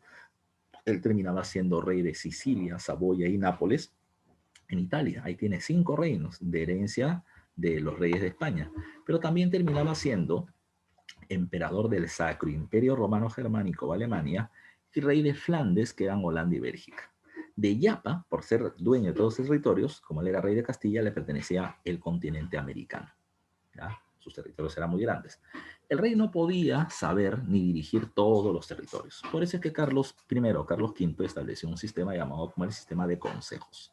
Los consejos terminaban siendo un grupo de asesores o consejeros que se encargaban de administrar política y jurídicamente parte de los reinos que tenía el rey. Por lo tanto, para poder administrar Indias, que era la forma en la que se llamaba a América, ¿ya? América, se crea el Real y Supremo Consejo de Indias. El Real y Supremo Consejo de Indias era el máximo tribunal judicial para los americanos. ¿Qué significaba eso? Para eso me voy un poquito más adelante. Me voy a la siguiente, aquí está. El tema de las audiencias. ¿Qué pasaba? Vamos a suponer el siguiente dato. Escuchen bien, el siguiente dato. Vamos a suponer que nosotros no estamos viviendo en Lima, estamos viviendo en Oruro. ¿Alguien sabe en qué país se encuentra Oruro? A ver si me lo pones en el chat, a ver cómo vamos de geografía. ¿Ya? ¿Alguien sabe en qué país se encuentra Oruro? Muy bien, Sofía, en Bolivia. Ya en Bolivia. Entonces, supongamos que nosotros vivimos en Oruro, actual Bolivia. ¿Qué pasa, por ejemplo? Si Sofía denuncia, que Adriana le ha terminado robando, por ejemplo, sus audífonos, supongamos esto. Entonces, si ella le han robado, pregunta, ¿qué cosa terminaría siendo su compañera? Profe, ¿le pego? No es así. ¿Ya? Tendrías que actuar bajo el mando legal. Lo que tendrías que hacer es denunciar el robo. ¿Ya? Sofía denuncia a Adriana, pero la pregunta es, ¿ante quién? Entonces, en la época del virreinato, la primera instancia judicial, el primer nivel a donde tú hacías una denuncia, terminaba siendo ante el jefe del pueblo. Recuerden, ante el jefe de la provincia. La provincia de Oruro, es un corregimiento. Y en el corregimiento está el corregidor. Entonces, la primera instancia judicial era el corregidor o jefe de la provincia. Por ejemplo, a Adriana la consideran inocente y a Sofía no le gusta el resultado, entonces ella va a apelar. Apelar es, desestimo el resultado de este nivel, de esa instancia, y me voy a una instancia superior. Profesor, ¿qué venía después del corregimiento? Encima del corregimiento, en términos jurídicos, terminaba viniendo esto llamado con el nombre de la audiencia. ¿ya? Las audiencias en el Virreinato de Perú, que no se olviden iba de Panamá a Chile, eran diversas, ¿ya? Para la zona de Bolivia estaba la llamada audiencia de Charcas. Entonces, iba a la audiencia de Charcas, Sofía denunciaba a su compañera y en este nivel o en esta instancia consideran de que Adriana termina siendo culpable. Como a Adriana no le gusta el resultado, Adriana va a apelar a la siguiente instancia. El siguiente nivel era la Real Audiencia. ¿Y dónde estaba la Real Audiencia para el virreinato peruano? Estaba en la ciudad de Lima. En Sudamérica, en el virreinato del Perú, la máxima instancia judicial era la Real Audiencia de Lima. Pero si en la Real Audiencia a Adriana la declaran inocente y a Sofía no le gusta, pues ella puede ir a la máxima instancia judicial en donde un americano podía llegar, que era el Consejo de Indias que estaba allá en España. Ahora, esos son los niveles, ¿ah? Corregidor, audiencia, Real Audiencia, Consejo de Indias. Hasta ahí podías llegar, es la máxima instancia. Pero una preguntita, ¿y qué caso llegaba hasta allá? Bueno, pues hasta allá no llegaba por esto, ¿ya? Por unos audífonos. ¿Por qué? ¿Ya? ¿Por qué? Porque si yo quiero terminar llegando a una instancia superior, tiene que ser por algo que termine valiendo la pena. ¿Por qué? Porque yo tengo que terminar pagando. Si voy a la audiencia de Charcas, tengo que pagar un abogado, transporte, vivir durante algún tiempo en la zona de Charcas mientras se hace el proceso judicial. Y todo eso es muy costoso. Entonces, pasar a una audiencia, a una real audiencia o al Consejo de Indias solamente se hacían cuando los temas que se veían eran muy importantes y había mucha plata de por medio, poder de por medio. Si no, por lo general lo resolvía el corregidor. Pero repito, en teoría la máxima instancia eran ellos. El Consejo de Indias, además de eso, terminaba estableciendo las leyes para poder organizar jurídicamente América. Y esas leyes se llamaban las leyes de Indias, ¿ya? Las leyes de Indias. Otra cuestión más, ya otra cuestión más. El Consejo de Indias es el que daba, escucha bien, la llamada terna virreinal.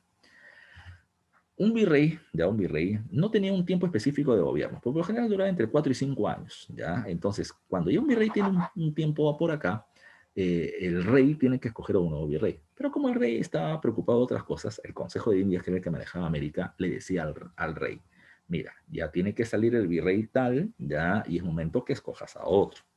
Como usted tiene muchas funciones, rey, y nosotros tenemos que velar por el tema de América, nosotros le proponemos estos candidatos para que sea nuevo virrey del Perú. Eso se llama terna virreinal, ¿ya? De esa terna o de esos candidatos, nosotros sugerimos que el escogido sea tal, porque ya ha sido virrey en México o no en España, ya tiene experiencia y puede ser virrey en el Perú. Por lo general, el rey que hacía, firmaba su real cédula y aprobaba. Así que es el Consejo de Indias el que realmente manejaba el territorio. Otro dato. El virrey, ya el virrey, una pregunta, profe, por lo que hemos visto con Vizcarra hace algunos días. Profe, ¿un virrey podía ser denunciado por corrupción o por abuso de poder? La respuesta es sí, pero no podía ser procesado. ¿Qué significa eso? Que mientras que tenía el título de virrey podían haber N denuncias, pero nunca se le va a terminar haciendo un juicio mientras que él tuviera el cargo, porque se podía considerar de que muchos eran solamente por venganza política. Ahora, cuando acababa su cargo de virrey, todas las denuncias que habían estado en su contra se suman y se van a terminar estableciendo en algo llamado como juicio de residencia, que se hacía en el Consejo de Indias. Entonces, el virrey tenía que pasar un proceso judicial, no se olviden de eso. Hola, profe, una pregunta. ¿Y los virreyes que pasaron por juicio los terminaron encarcelando? La respuesta es que de todos los virreyes que pasaron por juicio, ¿sabes cuántos fueron encarcelados? Cero. Pues ¿me está diciendo entonces que los virreyes todos eran justos y honestos? No. Te estoy diciendo que el virrey tenía que enviar al rey de España 2 veces al año remesas de tributos. Pero quien realmente manejaba América era el Consejo de Indias, así que el virrey hacía otra cosa más. Enviaba sus correspondientes tributos al rey y terminaba enviando una propina, un óvulo, ya al Consejo de Indias, o sea, un dinero extra para ellos, 2 veces al año también. Entonces, cuando el virrey terminaba llegando a España y lo terminaban denunciando por todo, o lo terminaban procesando por las denuncias en su contra, le decían corrupto y todo lo demás, el virrey solamente los miraba a los miembros del Consejo de Indias como diciendo, ¿y de dónde crees que ha salido toda la plata que le estoy enviando todos los años? ¿Ya? Entonces el Consejo de Indias tenía que morderse la lengua y los declaraban inocentes. Había una tremenda corrupción, que es lo que quiero llegar precisamente a decirte. Esos son los que están allá en las Españas. Acá en América, de acá en América, ¿qué pasaba? En América, en el virreinato, estaba el virreinato, que es la jurisdicción territorial y política manejada por el virrey. El virrey es la máxima autoridad representante del rey directamente, no se olviden de eso, ¿ya? Él tiene el cargo político de gobernador, tiene el cargo militar de capitán general y además, en teoría, es el presidente de la Real Audiencia Poder Judicial. Digo en teoría, ¿por qué? Porque la mayoría de los virreyes entre el siglo XVI y XVII eran virreyes de capa y espada. Eran representantes de familias nobles importantes que para poder tener una buena relación política les daban precisamente estos cargos en América. Pero no eran abogados, no habían estudiado leyes. Por lo tanto, cuando ellos se terminaban metiendo a terminar interviniendo en los procesos judiciales, esto terminaba demorando los veredictos que terminaban dando los oidores o jueces de las audiencias. Por eso es que los jueces terminaron protestando, ya protestando y le dijeron, y terminaron llegando al acuerdo de que el virrey puede ir a un juicio, se puede sentar, puede escuchar, pero no tiene ni voz ni voto, no puede opinar y no puede terminar dando veredicto. O sea, calladito está más bonito porque no sabe, compadre. ¿Ya? Esa es la del virrey. Él es jefe político, jefe militar y en teoría jefe de la Real Audiencia, pero en la práctica no. ¿Qué eran las audiencias? Eran los centros judiciales que podían estar en provincias. Charcas para Bolivia, Buenos Aires para Argentina, Santiago para Chile, Santa Fe de Bogotá para Colombia, Panamá para Panamá, pero por encima de todos ellos, la Real Audiencia que estaba en Lima, que era el máximo tribunal judicial en el virreinato. ¿Cómo se llamaban los jueces? Eran llamados oidores. ¿Ya? Oidores. Por otro lado, recuerden, el virreinato está dividido en provincias y estas provincias se les conoce con el nombre de corregimientos. ¿Qué eran los corregimientos? Te dije hace un rato. Era un conjunto de reducciones y alguna ciudad española de blancos. ¿Ya? El corregidor es el funcionario de este espacio, del jefe de la provincia. ¿Qué hacía el corregidor? Juez en primera instancia. ¿Qué hacía el corregidor? El corregidor era el encargado de recaudar los impuestos. Recuerden que en la reducción están los caciques. Yo, corregidor, le digo al cacique del pueblo A, usted me tiene que pagar a mí 50.000 soles de impuestos, ¿ya? Así que tu cacique me los tiene que conseguir.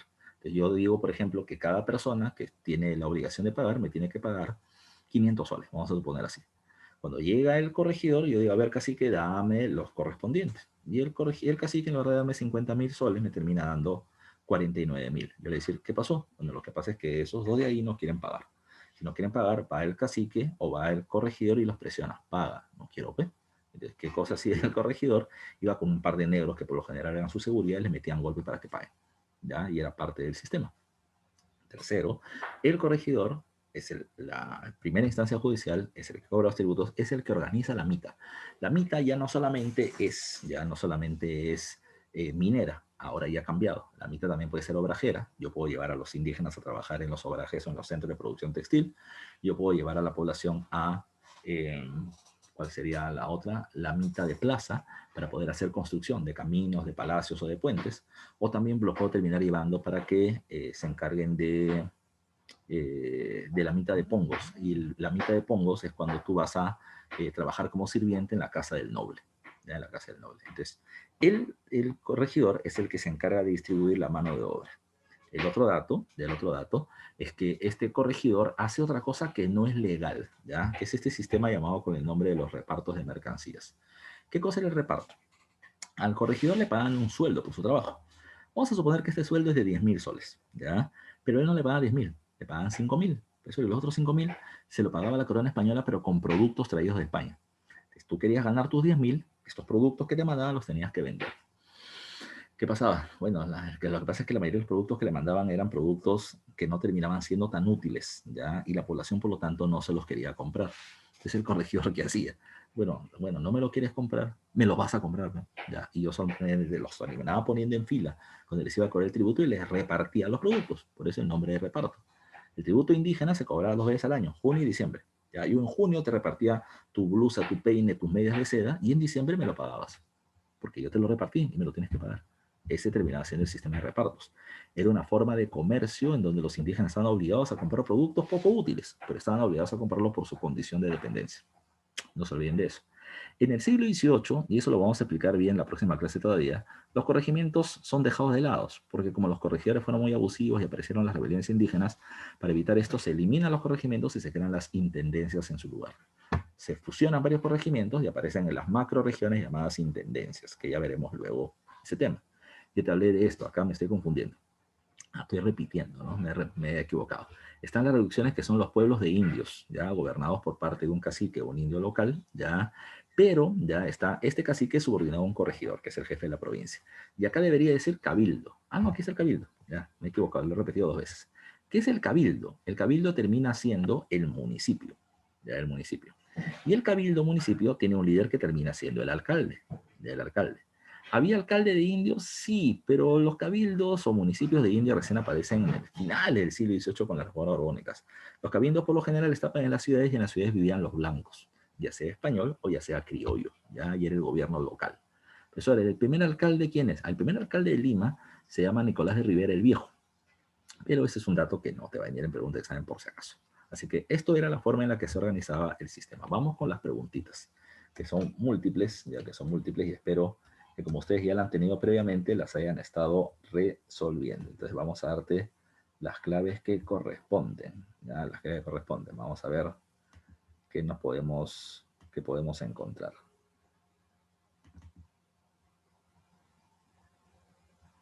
Este no es. Esta debe ser. Ya. A ver. ¿Qué me están poniendo por acá? Dice. En la 1, ya, en la 1. A ver, me está preguntando Saulo primero, ¿qué cosa es un pliego de mortaja? Ya, mira.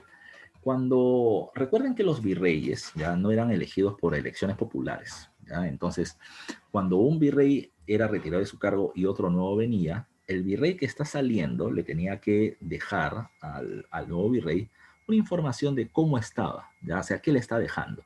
Y esa información, esta suerte de resumen, se le llamaba pliego de mortaja. En el pliego de mortaja yo le decía, mira, ¿sabes qué? Estas han sido las obras de mi gobierno que he terminado de hacer, estas están a medio de hacer y yo te propongo que deberías hacer esto. Cuídate de tales personas, acércate a tales personas, era el informe que yo le dejaba al nuevo virrey entrante. Ese era el pliego de mortaja, una suerte de memoria virreinal. ¿Ya? ¿Ya? Entonces, vámonos con la primera pregunta. En la primera pregunta yo te hablé de este pata. Dice, uno de los argumentos usados para justificar el cambio del régimen político de las gobernaciones al virreinato era salvaguardar la integridad de los vasallos nativos que eran los indios, pues su mano de obra era indispensable para explotar los recursos naturales americanos. Este argumento fue defendido férreamente por proclamar el apóstol de los indios, el que consideraba que al indio lo estaban maltratando y que hay que tratarlo bien porque es un humano, era Bartolomé de las Casas, uno de dedo. ¿Ya? No se olviden, uno de dedo, Bartolomé. 2. La creación del virreinato peruano dejaba sin efecto el sistema político administrativo imperante, el cual era, o sea, para crear el virreinato se eliminan las gobernaciones, que es la clave C de casa. ¿Ya? 3. Con la llegada de Francisco de Toledo se marcó un antes y un después en la política económica del virreinato. Una de estas medidas fue, dice, aplicar las nuevas leyes indias. No, en realidad ya se venían aplicando. ¿Ya? Él va a reorganizar el virreinato, reforzar el poder social de los criollos. No, ni lo va a reforzar ni lo va a debilitar. Los criollos se fortalecen tiempo después todavía. Dice, fundar colegios y universidades. No, ya se había fundado la Universidad de San Marcos en 1551. Dice, organizar la mano de obra indígena. Esto estaba entre sus funciones. Esto sí, para explotar mejor las minas de Potosí. Entonces en la 3 la clave termina siendo la D de dedo. ¿Ya? Muy bien, Marcelo. ¿Ya? Pregunta 4. Las reformas del virrey Toledo se centraron en la base del sistema colonial en el virreinato peruano. Una de las medidas más importantes fue la introducción del tributo indígena en moneda. Ya dijimos eso. Considerado en su dimensión económica, el tributo no solo fue importante porque permitía recaudar recursos para solventar a la burocracia virreinal, o sea, para pagar a los funcionarios que trabajan en el virreinato, sino también porque servía para, te lo dije, dice, demostrar el vasallaje y la sumisión política que la población indígena debía rendir al rey y al virrey, NEL. Otorgar beneficios a los encomenderos en recompensa por sus servicios, eso era al principio. Antes de Toledo ya se paga ese tributo, pero acá estamos hablando del encomendero que ya perdió influencia. Financiar los enormes costos que exigía el mantenimiento de la nota de barcos que protegía la costa peruana, no, porque eso lo van a pagar los comerciantes solamente. Ya el tema de para defenderse de los piratas y los corsarios, ¿ya? Las averías. Dice, dinamizar el mercado de trabajo, lo cual obligaba a los indígenas a trabajar en actividades económicas españolas por dinero para poder pagar sus tributos. Entonces la clave termina siendo la D de dedo, que espero hayan respondido. Por acá respondió alguien. Marcelo, muy bien. La 4 es la D de dedo. Pregunta 5. El Estado colonial creó una institución para concentrar en pueblos a los indígenas dispersos. Ya, ahí está la clave. Esta medida permitió mantener una vigilancia permanente sobre sus habitantes, evitar rebeliones, etc. El objetivo era cristianizarlos y que ninguno pudiese evadir el cumplimiento del trabajo. Por eso los ponían acá, para poder tener la disposición de la mano de obra indígena, ya en la mitad minera o el pago del tributo. ¿Cómo se denomina este grupo? Se llama reducción. La clave termina siendo la A de avión, por si acaso. 5A, muy bien Sofía, muy bien Daniel, muy bien Saulo. ¿Ya? Pregunta número 6, dice, a ver, producto de la visita general del virrey Toledo, del censo que te había comentado, ya dice acá, desarrollada en la administración del virrey Toledo se extrajo la información censal sobre la población y recursos diferenciados en las provincias, pero además se obtuvo información de carácter histórica, la organización laboral de la MITA, la diarquía en el gobierno, las versiones periféricas sobre el Tahuantinsuyo, ya quiénes eran incas, quiénes no lo fueron, las guerras internas y demás, y una mirada distinta a la guerra civil entre la élite, ya de tal manera que Atahualpa no era un inca sino un tirano, ya. Dice, todo esto se encontraba en textos llamados, ¿cómo se llamaban? Crónicas. Y como fueron hechas en la época del virrey Toledo, se van a llamar crónicas toledanas, ¿ya? Así que la clave termina siendo la C de casa, ¿ya? Pregunta 7, dice acá. En el Perú, la Inquisición fue creada por el rey Felipe II y no era sino una filial provincial del Consejo de la Suprema y General Inquisición Española. De la Inquisición de Lima entró en funciones en 1570, siendo Toledo el virrey, y en el cuadro siguiente se observa la relación de los condenados a muerte por el Tribunal de la Inquisición. ¿Ya? El primer muerto se llama Mateo Salado, ¿ya? No sé si lo habrás escuchado. Por ahí viene precisamente la frase, ¿ya? De que Salado, ¿ya? Salado porque el primer muerto por la Inquisición es Mateo Salado, acusado de brujería. Él entraba a las huacas ya para saquearlas y la gente consideró de que él estaba haciendo algún tipo de brujería chamánica. ¿Ya? Respecto a este cuadro podemos informar que, ¿ya? Y la respuesta termina siendo la C. Tuvo como objetivo principal perseguir los herejes. No se olviden, ya no se olviden. El principal castigo era por herejía, por desviarse de la pureza de la fe católica. Mira acá, ¿qué dice? Luterano, luterano, luterano, luterano, el motivo, ¿ya? Judaizante, por judío, judaizante, judaizante, ¿ya? Ese era el caso, los casos principales, ¿ya? Así que por eso es que principalmente era para perseguir a los herejes o los que se desvían de la pureza de la fe católica. La clave en la 7 termina siendo la C, ¿ya? Como la ha respondido muy bien Marcelo. Pregunta 8 dice, si bien la corona española no entregó tierras en propiedad a los primeros españoles invasores, al actual Perú se lo hizo con una segunda oleada, esto con el objetivo de... Recuerden que los primeros españoles van a recibir encomiendas, que no eran propiedad de indios ni propiedad sobre tierras. Pero cuando se funda el virreinato, yo necesito funcionarios experimentados en la administración del gobierno, que son españoles. Y para traerlos acá, les voy a terminar ofreciendo muchos beneficios. Si tú eras dueño de, por ejemplo, si tú tenías un cargo, ya un cargo, acá te voy a dar un cargo mayor. Si tú eras conde, eras noble, acá te ofrezco duque. Si allá ganabas 3.000 pesos, acá te pago 6.000. Si allí eras dueño de 150 hectáreas de tierras, acá te doy 1.000 hectáreas. La idea era atraerlos. Así que uno de los objetivos terminaba siendo ¿cuál? Terminaba siendo conseguir funcionarios experimentados para establecer el sistema virreinal ya en el Perú. Así que la clave termina siendo la clave C de casa. ¿Ya? No se olviden, ¿eh? La idea era ofrecerles cosas beneficiosas para que vengan acá. Así que en la 8 la clave termina siendo la C de casa. En la 9, ya en la 9, Daniel y Marcelo están con clave diferente. Dice, establezca el enunciado incorrecto sobre la nobleza indiana. Recuerden que la nobleza indiana no es el indígena. El indiano es el criollo. Ya es el criollo, no es el indígena. Dice, en este grupo encontramos a los descendientes españoles nacidos en América y que obtuvieron título de nobles. Esa es la nobleza indiana. Esa debería ser la clave. Apromesen lo incorrecto. Dice, accedieron a colegios mayores y universidad del virreinato. Sí, ya tanto la nobleza española como la nobleza criolla van a acceder a esto. ¿Ocuparon cargos importantes como el de oidor o juez colonial? Sí, sí, sí, sí. Pero lo que no pueden obtener es el cargo de virrey, que era exclusivo para los españoles. Así que lo que no es la D de dedo. Es la D de dedo. ¿Ya? Muy bien. Pregunta número 10 dice, se denominaba como indio de cédula. ¿Quién era el indio de cédula? Era el indio común y corriente que tenía que pagar tributos. ¿Ya? A ver, sector poblacional obligado a mitar dentro de su jurisdicción, sí podría ser esto. Quien paga una suma de dinero para no trabajar, no, ese es el faltriquero. Aquellos indígenas registrados como trabajadores de los obrajes, no. Quienes se convirtieron en cristianismo. La clave es la A. ¿Ya? En la 10 la clave es la A de avión. 11. En relación a la población afrodescendiente, en el virreinato peruano podemos afirmar que, ya los negros, todos los afrodescendientes eran traídos por los españoles. No, también eran traídos vía contrabando, por ejemplo, por los portugueses, ¿ya? Y muchos eran traídos por portugueses vía contrabando. Se le llamaba cimarrón a los esclavos que no aprendían el castellano para comunicarse, no. Aquel que no aprendía el castellano se le conocía con el nombre de bozal. Es como si le hubiesen tapado la boca y no puede terminar pronunciando el idioma local. El cimarrón era el negro que escapaba, no se olviden. Así como me piden, dice, en relación al afrodescendiente, podemos afirmar que, ya, a ver, dice, al igual que ellos, los indígenas tenían la condición de esclavos, no, aquellos esclavos que se escapaban se refugiaban en palenques, esa es la clave, se refugiaban en palenques, ¿no? No se olviden. Así que la 11 es la D, espero que hayan puesto eso en la clave. Ya, a ver los que han marcado, 11, D de dedo, ya, no se olviden, ¿no?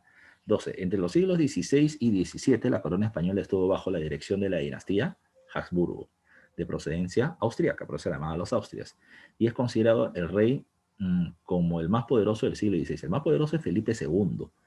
Carlos I o Carlos V se casó con la reina Isabel de Portugal, y al casarse su hijo Felipe II heredó las tierras de su padre, menos Alemania, y de su madre, que eran Portugal, las costas del África, la India y el Brasil. Así que Felipe II era llamado el Dominus Orbis, el rey del mundo, porque tenía dominios en todas partes. 3 más, dice la audiencia, en el virreinato fundamentalmente administraban justicia, pero además cumplían una función de allá. Mira, a ver, si el virrey era el representante del rey y gobernaba en su ausencia, profe, ¿qué pasaba si un virrey no estaba? Se moría, o se enfermaba, o estaba en guerra. ¿Había un vicevirrey? No había. Entonces, cuando un virrey no estaba, la Real Audiencia ya terminaba asumiendo el control del gobierno. Por eso dice acá, su otra función era política en ausencia del virrey. O sea, ellos gobernaban cuando el virrey no estaba presente. Entonces, en la 13 la clave es la C de casa. ¿Ya? A ver, pregunta número 14. Los corregidores terminaron explotando a los indios al obligarlos a comprar mercancías a precios altos o muy altos a través del sistema de los repartos, que ya le dije hace un ratito. La clave es la B de beso. Y para terminar, bajo el argumento que los indígenas eran humanos, pero cristianos nuevos y que debían estar tutelados por los españoles, se les limitó a cargo de caciques, o sea, no podían gobernar a otro blanco. En el ámbito político, ya dice, la tarea de organizar la mano de obra indígena, cualquier posibilidad de dirigir a otros pueblos indígenas, su ingreso a los colegios de caciques y el acceso a cargos gubernativos, ¿ya? Entonces, dice, se les limitó a los caciques en el ámbito político a acceso a otros cargos gubernativos. O sea, no pueden terminar siendo oidor, corregidor, etcétera, porque como ya hay blancos, ellos no pueden entrar, porque un indio no puede dirigir a otro blanco. Por lo tanto, se le limitaba el acceso a cargos gubernativos, que es la D de dedo. Bueno, muchachos, me he pasado bastante tiempo, me he pasado 14 minutos, pero ahí está todo el tema resuelto, dato por dato, pregunta por pregunta. Así que gracias por su atención. Hemos trabajado bastante, así que Katy, te los dejo ya a los muchachos para que puedan ir un rato a su receso y trabajar. Nos vemos la siguiente semana, muchachos. Cuídense mucho. Gracias, profesor. Listo, chicos. Entonces, nos vemos a las 12 con la clase de razonamiento matemático.